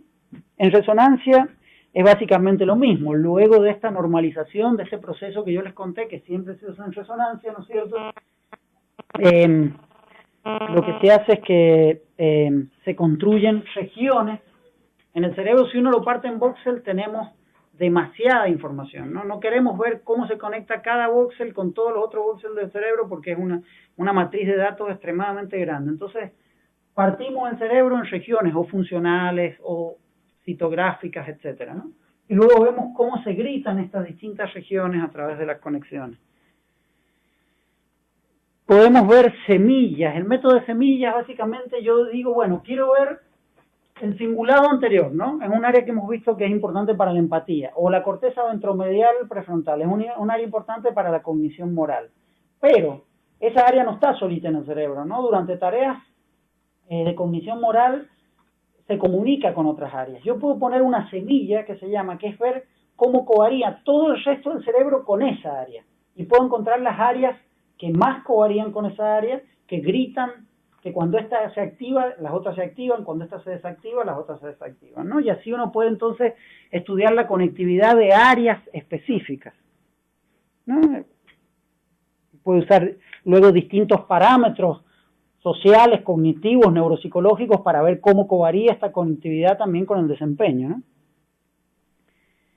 En neuropsiquiatría está afectado en múltiples cuadros, en la enfermedad de Alzheimer, en la esquizofrenia, en el autismo, en el déficit atencional, en el trastorno bipolar, en la enfermedad de Parkinson, en la esclerosis lateral amiotrófica y en muchas otras más patologías, ¿no? Es una propiedad muy estructural del cerebro que suele afectarse casi siempre en cuadros neuropsiquiátricos, ¿no? Principalmente, bueno, el área de las enfermedades neurodegenerativas es un área de mucha investigación, ¿no? Por ejemplo, si alguien sabe un poquito de Alzheimer, ahí sabemos que parte de la patología tiene que ver con la depositación de las placas amiloides, que son como una especie de plaquetas que matan a las neuronas, ¿no? La depositación de placas amiloides, la mayor depositación de las placas amiloides ocurre en las áreas de la default network, ¿no? O sea que hay un problema de conectividad cerebral. Voy a saltearme estos, qué sé yo, mientras uno en Esta es una default network clásica, ¿no? Corteza cingulado y ventromedial, cingulado posterior y precunio. Son las áreas que más se conectan entre sí cuando no hacemos nada en controles. En deterioro cognitivo leve, sujetos que están cercanos a desarrollar la enfermedad de Alzheimer, se empieza a apagar. Y en sujetos que desarrollan Alzheimer, ya se apagó, ¿no? Es un marcador muy robusto para la enfermedad de Alzheimer. En déficit atencional, este es un trabajo nuestro, en autismo hemos mostrado que están afectadas las networks, o por ejemplo, las personas que tienen rasgos autistas, sin ser autistas, ¿no? Pero que son un poquito más antisociales, que entienden menos los chistes, que no les gusta tanto el baile, etcétera, ¿no es cierto? Uno lo puede medir con cuestionarios, con the self-report, y puede medir la conectividad cerebral y va a encontrar que hay una correlación entre las conexiones frontotemporales, ¿no? Y el desarrollo de rasgos autistas. Por ejemplo, es una forma de mostrar cómo se puede usar esta técnica, nada más, ¿no? Por ejemplo, la flexibilidad cognitiva, cuando uno estudia el pensamiento entre liberales y conservadores, se sabe muy bien que los conservadores tienen menos flexibilidad cognitiva. Hay varios Nature a propósito de esto, ¿no? Entonces, si uno pudiese medir la conectividad para ver si hay mayor flexibilidad, yo esperaría mucho menos conexiones frontotemporales en conservadores, estoy seguro de ello, digamos, una forma tonta de cómo se podría usar, ¿no? Bueno, ¿cuál es la ventaja de esta técnica? Que uno puede medir la respuesta evocada del cerebro, casi pasiva, pero también puede complementarlo con este tipo de medidas que son más dinámicas. Esta medida es menos precisa en lo que hizo el cerebro en tal momento del tiempo, ¿no? No nos dice mucho eso, porque nos dice en una ventana de tiempo largo, ¿no? Pero es una técnica muy complementaria. Entonces uno puede combinar la actividad intrínseca del cerebro con la actividad evocada frente a tareas cognitivas, ¿no? Las teorías de grafos son teorías las métricas de gráficos son muy simples, no crean que hay que ser buenos matemáticos, simplemente hay que usar un poquito de MATLAB y usar los toolbox que otros grandes matemáticos han puesto para free access, para todo el que lo quiera hacer, ¿no? Y en neurociencia social se está empezando a estudiar, ¿no? Se está estudiando mucho en tareas mentalistas, en personas que tienen déficit en cognición social, etcétera. Así que bueno, para cerrar, ¿no? Ya en técnicas de neurociencia, retomando, resonancia magnética funcional, tomografía por emisión de positrones, electroencefalografía, magnetoencefalografía, estimulación magnética transcraneal y métodos de conectividad aplicados a EEG y a neuroimagen. ¿Cuáles son las ventajas? Primero, que nos dan unas medidas mucho más sofisticadas comparadas con la neuropsicología, ¿no es cierto? Tenemos medidas directas de la actividad cerebral, o un poco más directas de la actividad cerebral, ¿no? Podemos tener muy buena resolución temporal o muy buena resolución espacial. Podemos saber o cuándo está haciendo el cerebro una cosa o dónde está haciendo el cerebro una cosa, ¿no? Que antes con las otras técnicas no las podíamos hacer. Que podemos medir correlatos cerebrales. Y en algunos casos excepcionales podemos medir algunos efectos causales, ¿no? Podemos estimular un área y ver si una función desaparece, digamos. Pero eso es excepcional. El 80% de los estudios de neurociencia son correlacionales, ¿no? Eso tiene que quedar claro. La desventaja es que es mucho más caro que un simple neuropsicólogo que yo le pago los honorarios al mes y ya me aplica todas las pruebas, ¿no? Requieren diseño experimental, control de estímulos, validación de estímulos. Hay que controlar 38.000 variables para saber que lo que medimos es lo que decimos que estamos midiendo, digamos. Hay que controlar los estímulos, ¿no? No se puede usar cualquier estímulo y de cualquier forma, hay que estandarizar los estímulos, hay que hacer estudios pilotos conductuales de validación antes de aplicar un estímulo, ¿no es cierto?, en un diseño de neurociencia. Ya requiere más formación técnica, desde una formación técnica bastante simple para EEG a una extremadamente compleja para la tomografía de emisión de positrones, ¿no? Y lo más importante es que hay que tener cierta teoría cerebral de cómo funcionan estos procesos que queremos estudiar, ¿no? Básicamente, la ventaja hoy en día es que las técnicas de neuroimagen se han automatizado mucho. Casi cualquiera con un poquito de formación técnica puede investigarlo, pero si no tenemos una teoría clara de qué estamos investigando, podemos concluir cosas muy absurdas, ¿no? Bueno, eso era la idea, era como pasearlos un poco para que ustedes vean el pool general de múltiples técnicas de cómo investigar el cerebro, para que se saquen algunas concepciones como ingenuas de que podemos mirar al cerebro directamente. Cada técnica es muy limitada, sirve para un solo tipo de cosas. Cada técnica tiene un montón de pasos que sesgan la información que adquirimos, ¿no? Eso es muy importante para saberlo. Y para que entiendan en el fondo cómo la evidencia es una construcción de inferencias asociadas con ciertos datos, digamos, no son datos, digamos, no hay datos, digamos, los resultados nunca son datos, digamos. Así que, bueno, eso. Gracias por el tiempo.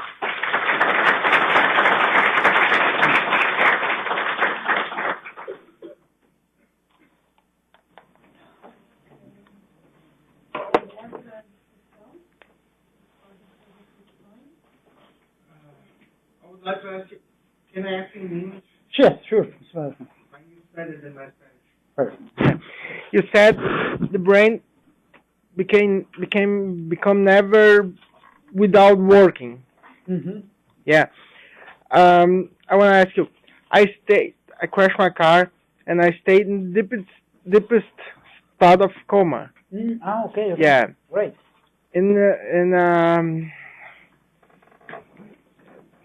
Doctor said in a scala. Sí, scale. Yeah. Scale. Yeah, scale. Sorry. The coma scale. Yeah.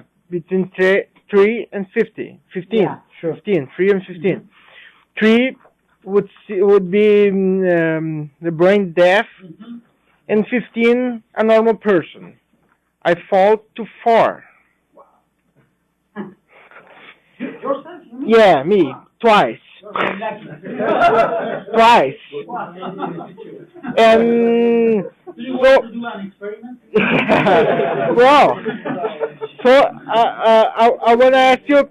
I have a psychosomatic problem, psoriasis, and the time I was in coma, it disappeared totally. The only moment after it begins, When you recover. yeah, when I was off in standby, So I would ask you how worked the brain in this case. Very well known. I am not working with coma and minimum conscious state, but I have a lot of friends working in Cambridge, as you know, main awareness as a measure of recovery. See, and then because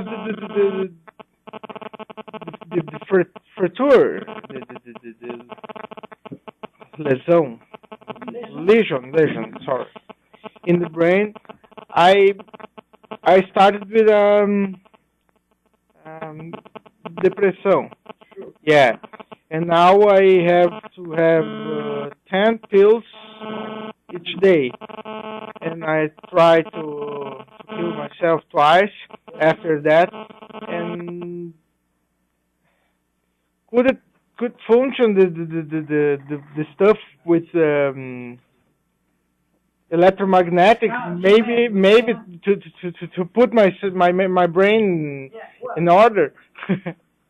It would be nice. It will be nice, but to be serious, there is nothing. I will switch to Spanish for all the. Or prefer English, I don't know. Spanish. Okay. Todos entendieron lo que él pregunta, si básicamente con técnicas de estimulación magnética transcranial se pueden compensar efectos post-coma, ¿no? Post-estados de coma. Se está empezando a estudiar, Adrian Owen en particular, en un grupo de Canadá y otro de Cambridge, están empezando a estudiarlos, pero no hay nada concreto. El problema grande del coma es que hay muchas diferencias individuales. Muchos sujetos no se recuperan nunca, otros se recuperan rapidísimo y nadie sabe por qué. Lo único que se sabe es que cuando quedan islas de conciencia, por ejemplo, si yo le hago escuchar el nombre propio con la voz de la madre, y se activan ciertos centros, ¿no? Como la amígdala, por ejemplo, esa persona tiene más probabilidad de recuperarse, ¿no? O si uso, qué sé yo, condicionamiento aversivo, que con un sonidito que produce un parpadeo molesto aquí, y el sujeto aprende durante el estado de coma, probablemente se va a recuperar. ¿Eso qué sugiere? Que los estados asociados a la conciencia, que gruesamente responden al acoplamiento de grandes áreas, gruesamente, ¿no? Mientras están un poquito más preservados durante los estados de coma, tiende a haber mayor recuperación. Eso es todo lo que se sabe, no se sabe mucho más. La estimulación magnética transcranial ha mostrado ser efectiva, pero en algunos pacientes, solo en algunos pacientes. No es una técnica, podría, o sea, la ventaja es que no tiene efectos malos, negativos, side effects, ¿no? Colaterales, exacto. Pero no hay ninguna garantía de que vaya a funcionar. Pero hablaste que es muy conocida la relación entre la coma y la interrupción de enfermedades como la... Ah, sí, sí, bueno, eso básicamente, las enfermedades como esas, otras enfermedades que son más bien alérgicas, ¿no? Desaparecen cuando el cerebro se aplana. Evidentemente esas son como enfermedades asociadas a estrés cerebral, para ponerle un nombre, ¿no? Cuando el cerebro está hiperactivo por una sustancia, por una situación de estrés o por una alergia, ¿no es cierto?, tienden a aparecer este tipo de cosas. Pero cuando estás con un coma, el cerebro está aplanadísimo. Es como, no sé, si vos sos un corredor, si vas caminando, ¿no es cierto?, como una tortuga, digamos. Esa es la idea. Entonces la idea es que son muchos, muy conocidos, qué sé yo, gente que tiene ataques de pánico, estrés postraumático, post-coma, desaparecen. Y mi pregunta es, ¿había Algo en el cerebro funcionando Sí. en la ocasión del coma. Claro. Sí. Si tuvieses cerebral death, chao.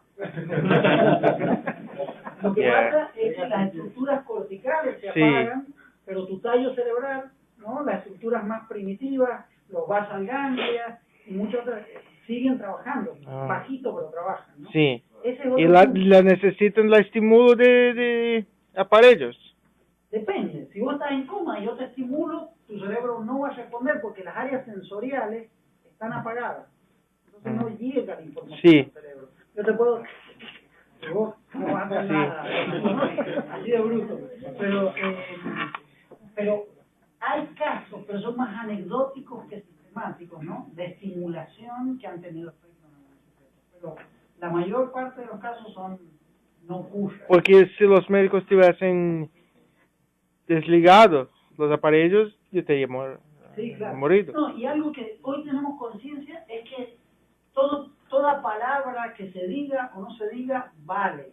Sí. Algo se registra. Si hay algo que han mostrado los estudios de conciencia mínima, es que el cerebro no está totalmente apagado y que discrimina procesos cognitivos, afectivos y emocionales. Entonces, eso ya en Inglaterra cambió, hay un protocolo para las enfermeras que trabajan con pacientes con coma, pacientes mínimos, no pueden, temas que no pueden hablar, tienen que hablar como si hubiera un paciente consciente. Sí. Pero que mi coma no tiene grasa. Porque personas dicen, oh, usted vio una luz al fin del túnel, ángeles llamando a usted. Yo no vi nada. Después que fui al cuarto, en el cuarto yo viajaba que estaba en el Vietnam. Esto fue muy legal. Pero durante el coma no tiene grasa ninguna. Bueno, felicitaciones por haber vuelto. No, nenhuma. Não teve graça nenhuma, né, cara? O pessoal perguntava se viu a luva, tu teve? Não tem nada, cara.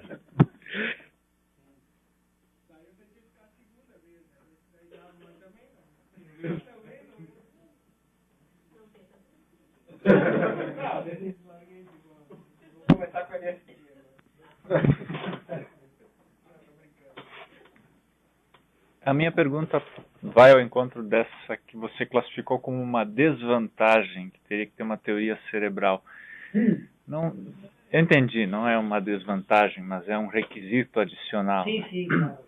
Nos falavas um pouco de uma visão do cérebro como uma orquestra, como um sistema dinâmico, e que deveríamos escolher o caminho de entender os processos cognitivos de uma maneira dinâmica. Isso eu entendo como a sua teoria cerebral, a que te parece a melhor, a mais acertada. E um pouco depois falavas de áreas do cérebro que se acoplam umas às outras, parece que formam sistemas relativamente básicos ou estáveis. Eu fiquei com a impressão, então, que há um sistema dinâmico que tem como que subsistemas que funcionam de uma maneira mais ou menos estável. A pergunta é, esta teoria, que é então uma teoria cerebral, está exposta de maneira sistemática en algún escrito? Sí y no. O sea, yo no diría que es una teoría, es un supuesto básico para varias teorías del cerebro, ¿no? Porque el supuesto de la dinámica, o sea, hoy en día sabemos, o sea, al menos es algo que se asume que es así, ¿no es cierto?, que casi cualquier proceso complejo requiere múltiples ensambles neuronales una dinámica temporal, ¿no? Eso es como cuando Ramón y Cajal descubrió la neurona. Bueno, la neurociencia cognitiva asume eso, digamos. Es un supuesto para muchas teorías.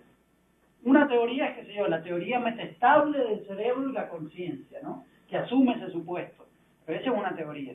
Esto es como un supuesto mucho más general y extendido. Sí es, o sea, ¿a qué nivel es dinámico? ¿Qué tan acoplado o qué tan modular, si se quiere, separado del cerebro vas a tener todas las posibles combinaciones de autores, digamos? No hay acuerdo. La gran mayoría hoy en día piensa que el cerebro es acoplado pero especializado, ¿no? Es lo que se llama un sistema metastable, que dicen algunas teorías, ¿no? Es decir, tiene actividad local o modular, pero esa actividad local o modular está como esclavizada por la actividad global, ¿no? Por ende se habla de procesos emergentes, se habla, qué sé yo, como no hay más un homúnculo, sino como hay la idea de la metáfora de la orquesta sustituye a la metáfora del homúnculo que está sentado en una especie de torre de control donde tiene audio, sistema visual, ¿no es cierto?, y qué sé yo. Bueno, eso se desdibuja. La metáfora nueva es como una especie de emergencia de inteligencia colectiva, ¿no? Eso es, yo no diría que es una teoría, son supuestos, de nuevo, que se aplican para ciertas teorías, ¿no? Hay un consenso relativamente alto, ¿no? Hay neurocientíficos más old fashion, digamos, que siguen pensando que hay homúnculos y que hay estructuras más modulares, ¿no es cierto?, y hay otros científicos más radicales que creen que ninguna área está especializada para nada, ¿no? Ciertamente hay especialización en el cerebro. O sea, las estructuras occipitales procesan más visión que otra cosa. Las estructuras temporales procesan más lenguaje, emociones y aprendizaje que otra cosa, digamos. Eso sin duda. Pero hay efectos plásticos, hay interacciones, esas áreas no trabajan solas, ¿no? Entonces, en general, entre el localizacionismo, ¿no?, y el holismo bruto del sistema dinámico extremo, digamos, la neurociencia contemporánea en general está en el medio, ¿no? Asume especialización, pero también orquesta, digamos. Yo creo que es un supuesto más que una teoría. Hay ciertas teorías de la dinámica cerebral, ¿no? Qué sé yo, la teoría de Hawking, por ejemplo, ¿no? Las Electrical Field Brain Theories son teorías dinámicas del cerebro, ¿no? Esas sí tienen supuestos y tienen un núcleo conceptual, ¿no es cierto?, y tienen como tienen hipótesis específicas y qué sé yo. Pero estos son supuestos bastante asumidos, digamos.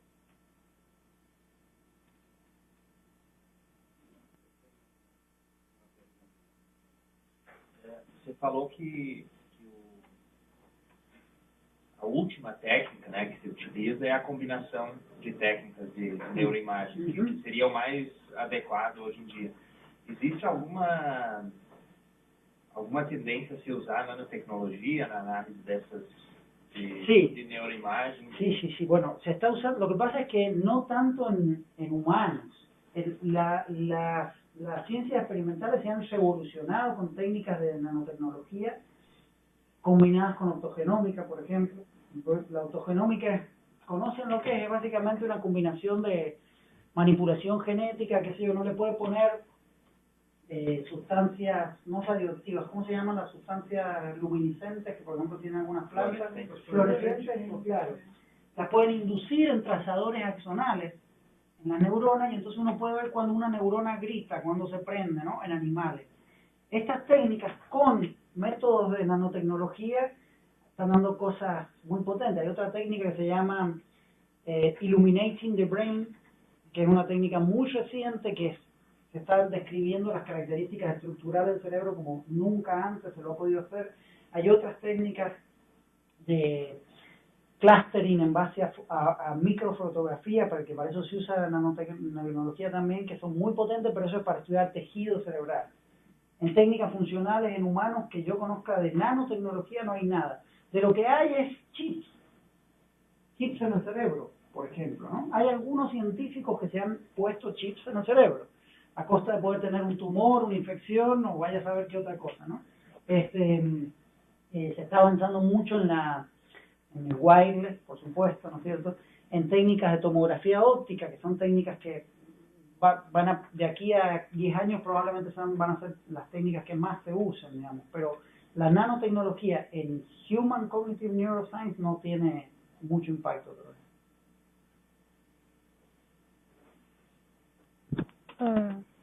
In English? Or? Como prefieres. I'll ask in English because there's like the technical terms that I don't know how to translate. I'm interested in attentional blink experiments. So when I read it though, I don't understand exactly how the technique works. Because usually they will say like there's like a task and then you have like a mask or two masks and there's a stimulus, and I have no idea of what these masks might be. It's a very classical task and it's very simple. You have to do you know the metaphor of attentional blink? It's the idea that you are paying attention to something, ¿no? Probablemente todos ustedes conocen el ejemplo del gorila y la pelota de básquet, ¿no? O sea, si a una persona se le pide que preste atención a una pelota de básquet que se están pasando entre sujetos y que preste atención a eso, no ve a un gorila que pasa caminando por detrás. Esta idea de que cuando focalizamos la atención no somos conscientes de todo lo que está en la periferia, ¿no? Esa es la idea. El attentional blink es una técnica muy aburrida, ¿cierto?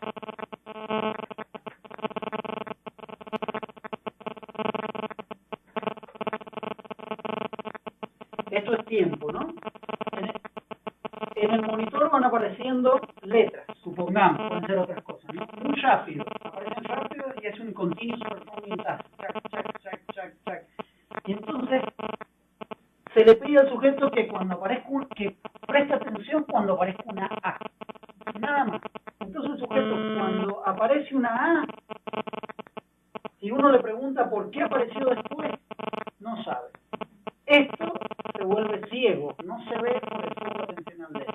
Y en la medida que el estímulo se aleja de aquí, va desapareciendo la ceguera y vuelven a identificar, ¿no? Eso es el attentional blink. El attentional blink es un fenómeno que no es universal. Por ejemplo, si el estímulo es saliente, el T1 que puse después de A, si es saliente, no queda blanqueado, o sea, no queda ciego, ¿no? Incluso, qué sé yo, en el déficit atencional, por ejemplo, no tienen attentional blink muchas veces los sujetos, ¿no? Es un paradigma que tiene muchos supuestos, tiene esta idea, tiene la metáfora del spotlight de la atención, ¿no? La idea de la atención como una linterna, donde uno alumbra y todo lo otro queda en penumbras, ¿no? Está basada en esa metáfora, que es una metáfora muy antigua y sabemos hoy en día que la atención no funciona así. O funciona así en ciertas situaciones.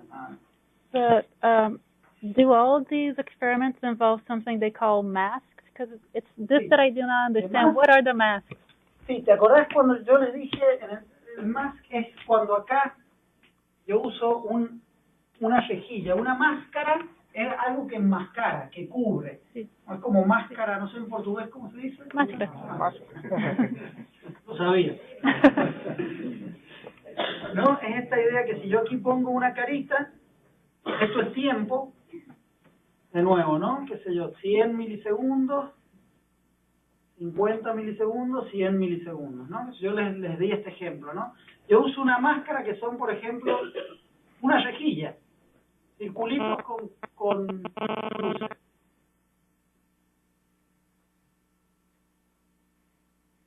¿No? Y aquí uso de nuevo la misma rejilla.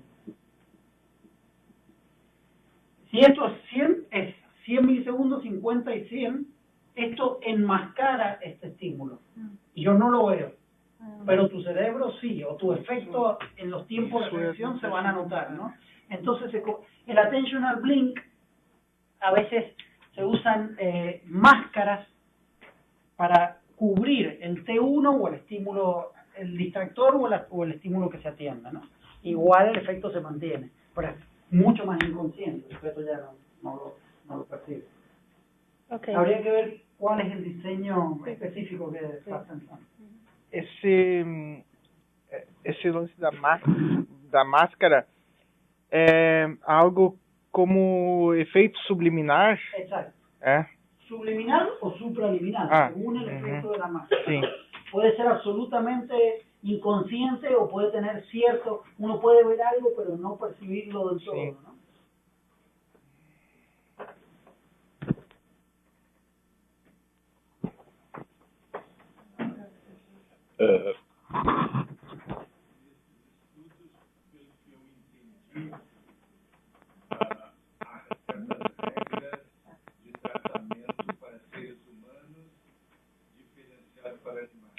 Sí, seguro, claro. Digamos, isso pressupõe que haja uma dignidade diferente para o ser humano. Sí. Por eso nos comemos a las vacas.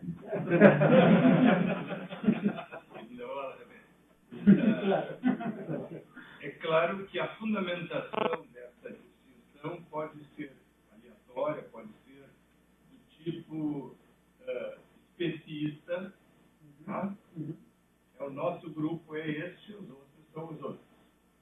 Ou pode haver uma convicção de que haja algo especial no ser humano. Nas tradições seculares aí, muita gente usava aquela definição aristotélica simplificada do animal racional. Isso no latim, traduzindo mal o logoneron, né? O ser que pode, de alguma maneira, usar o logos.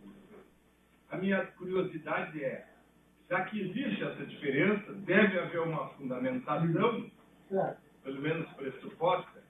Eu pergunto se há tentativas de aclarar Sí. as diferenças, como o que seria uma atividade mais racional, o que seria, por exemplo, pensamento abstrato, talvez, né? E se isso, ou vontade própria, esse tipo de coisa, se existem grupos preocupados, estudos preocupados com essa questão, né? E para concluir, por um lado, talvez então se use, em vez de dois grupos, racional e não racional, talvez se usem grupos intermediários. E por outro lado, isso pode ter implicações, inclusive éticas, tá? Ya las tienes, ya las hay, ya las hay. Na medida em que, quando a gente diferencia simplesmente o biologicamente Homo sapiens, sabe? E a gente diferencia um ser que teria uma certa distinção aí, né? E com consequências éticas, por exemplo, de aborto ou não, e diante de lesões que impediriam aquele ser em formação de atingir um grau de atividade racional. Então, Sí. Sí, hay muchísimo discusión y debate hoy en día, ¿no? Pero no es tanto filosófico, es más bien pragmático. Yo estuve ahora hace 2 semanas atrás en la Society for Neuroscience, es el meeting más grande del mundo, 40.000 investigadores en San Diego. El 80% de la investigación es en animales, ¿no? Y una manifestación gigante de la gente que está en contra de la investigación de los animales, ¿no? Y pues yo fui a escuchar, yo trabajé con animales cuando me formé en Frankfurt, de hecho trabajaba al lado de un macaco, los dos trabajábamos juntos, digamos, él era mucho más efectivo que yo, porque no se le daba comida, ¿no? No se le daba agua. A mí me daban todo el café que yo quisiera, digamos, no trabajaba tanto, digamos. Pero, y entonces nunca me gustó mucho la investigación en animales, no por motivos éticos, ¿no? Pero sí tuve que trabajar, entonces conozco las regulaciones y básicamente hay muchas cosas que se están empezando a discutir. Primero, justamente esa jerarquía o distinción, ¿no? Ya hoy en día la regulación para investigación en animales es distinto para insectos, para roedores, mamíferos, ¿no? O primates. Los primates son los que tienen la mayor parte de los derechos hoy en día. Si sos una cucaracha, estás perdida, digamos. Si sos una macaca mulata, tenés como una posibilidad un poco de tener una mejor calidad de vida, digamos. Pero el problema es que hay muchos intereses económicos fuertes. Si ustedes piensan, el 99% de los fármacos se ha probado en animales. Y todo lo que sabemos antes que se pruebe en humanos, se prueba en animales. El 80% de los modelos anatómicos de la empatía, de la condición social, de patatín, patatán, de todo, están basados en modelos animales, que son invasivos, que dañan un área para ver cómo, que le inyectan un trazador, que le suprimen o le activan un área, que le producen una mutación genética. Los ratones knockout, ¿no es cierto?, es un área que ha hecho crecer la investigación. Los intereses económicos que están detrás son absolutamente inmutables e intocables. Entonces lo que se hace es, se regula, y es bastante absurda la regulación. Se les trata de dar mejor calidad de vida, ¿no? De verdad, ese es como el principal goal, digamos, y de evitar el sufrimiento. Y se recomiendan mejores técnicas. Por ejemplo, en los animales, en los primates, uno puede recompensar al animal para que aprenda, o lo puede castigar, ¿no? Se puede no dar agua hasta que no resuelva una tarea. Y entonces puede pasar 2 días sin tomar agua, entonces va a aprender rápidamente la tarea. 10 veces o 100 veces más rápido que si uno le da un terrón de azúcar cuando aprende, ¿no? Entonces, ¿qué prefieren los investigadores? ¿No? No darle agua, porque se ahorran muchísimo tiempo. Entonces eso se está controlando. Yo trabajé en el Instituto Max Planck de Frankfurt, que cuando yo estuve tuvo los anti-animal research entraron, abrieron las jaulas de todos los bichos, le sacaron fotos, fue un escándalo y bueno, cambiaron las reglas de todos los Max Planck en toda Alemania, incluso en los 2 que están afuera, ¿no? Y lo que yo entiendo es que está basado en el supuesto de cuánto puede sufrir el animal y cuánto es la deprivación innecesaria que se le puede dar, ¿no? Son 2 criterios muy pragmáticos que se usan para regular un poco. No conozco, seguro debe haber, pero yo no conozco gente que haya tratado como de ir más allá, ¿no es cierto?, de estas distinciones pragmáticas.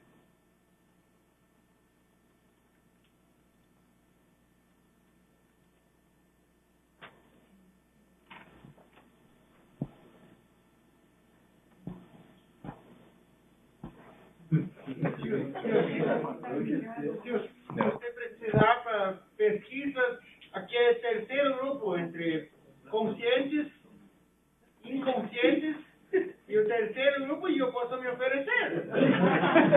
Bueno, lástima que me voy mañana. Si no... Medio consciente, medio consciente. Se não se importar, nós vamos fazer uma última pergunta. Tá? Ainda tem. Tá, então, quanto ainda gostaria, só para ter uma ideia? Tá, então, mais 2 perguntas a gente encerra por uma questão de cansaço. Sofrimento. Não. Isso foi aqui. Olá.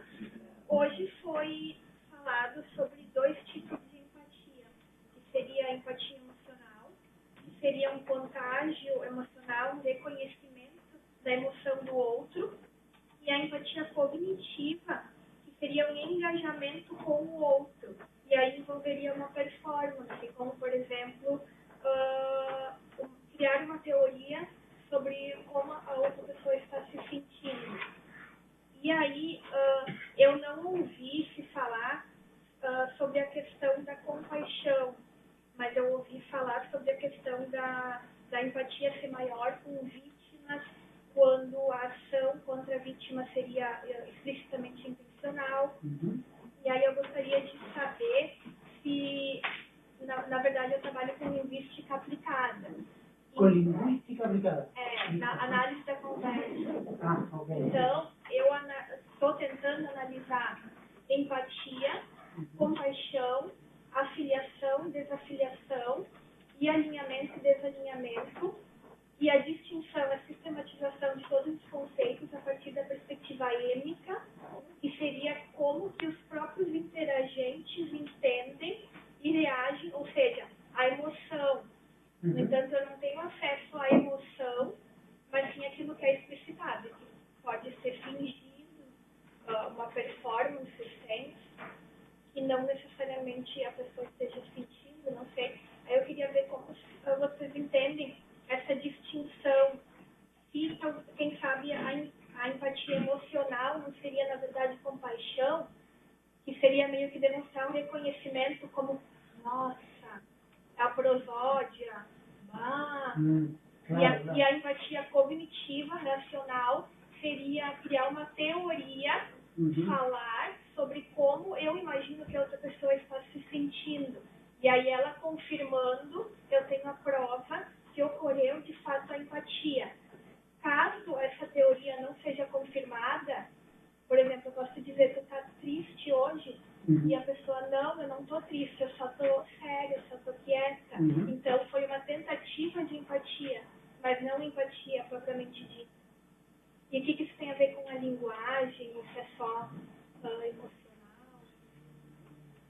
Yo creo que tenés, claro que tenés, que querés hacer, digamos. No entiendo qué me estás preguntando, no entendí la pregunta. A diferença, se há diferença nessa área entre compaixão e empatia. Sí, en neurociencia cognitiva se distingue bien, relativamente bien, ¿no? A la compasión se le llama empathic concern, ¿no?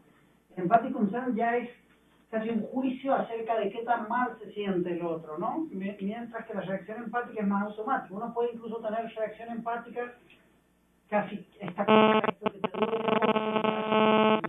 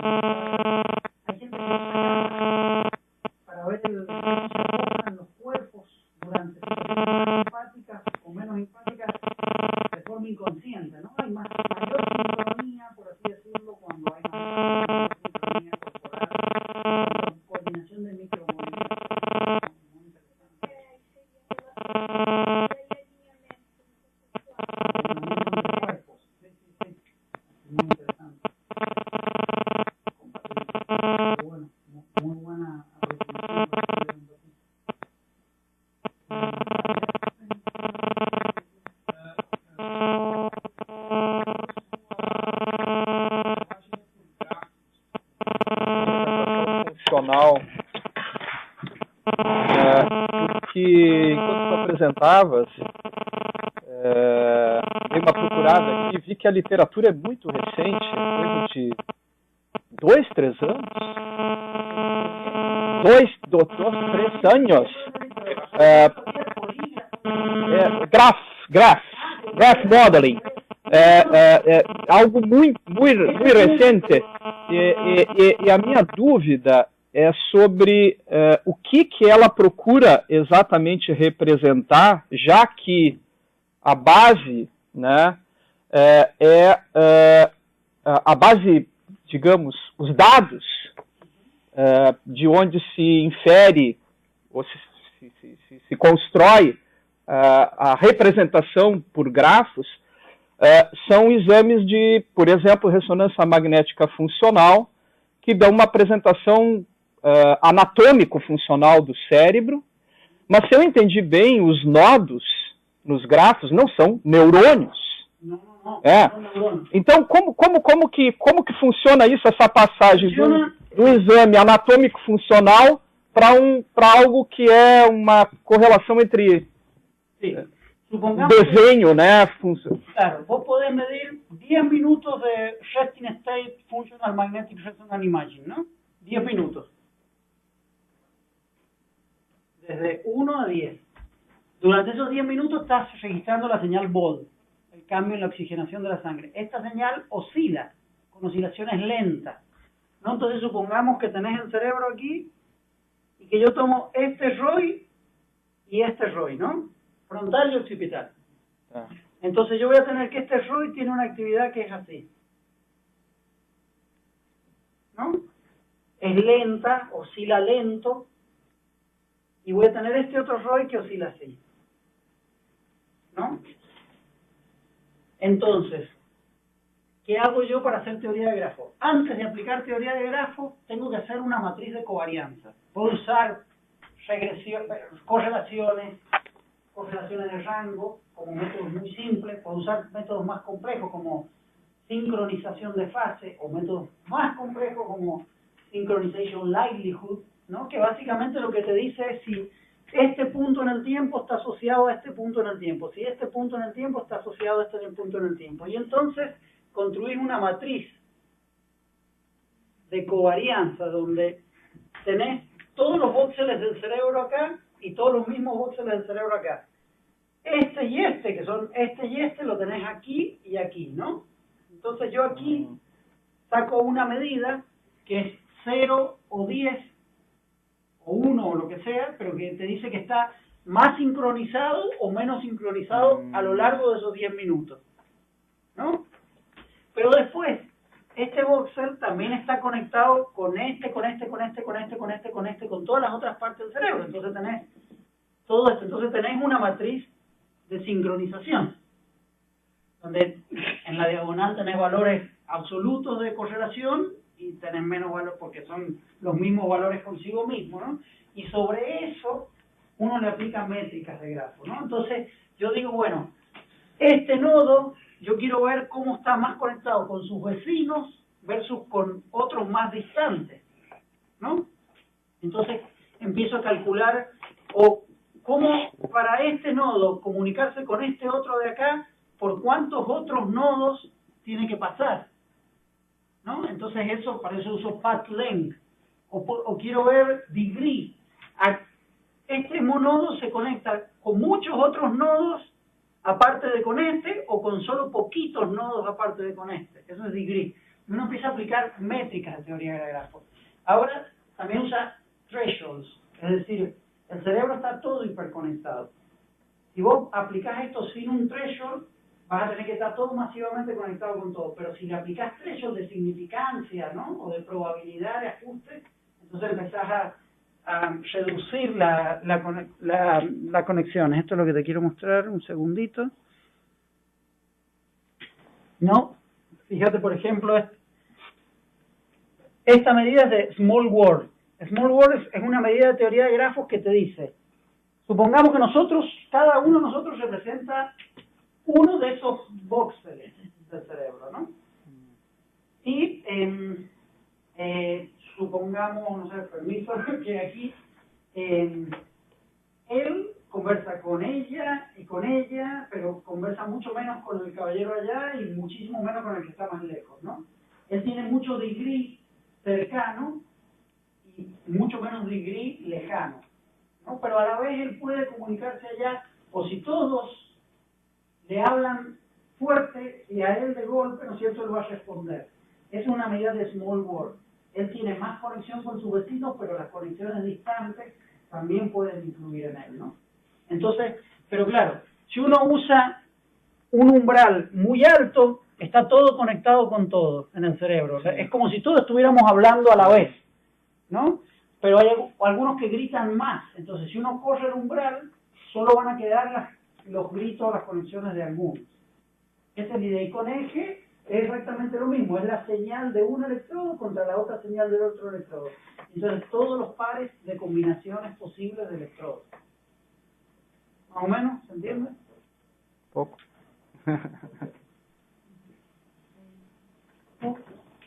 Muchísimas gracias.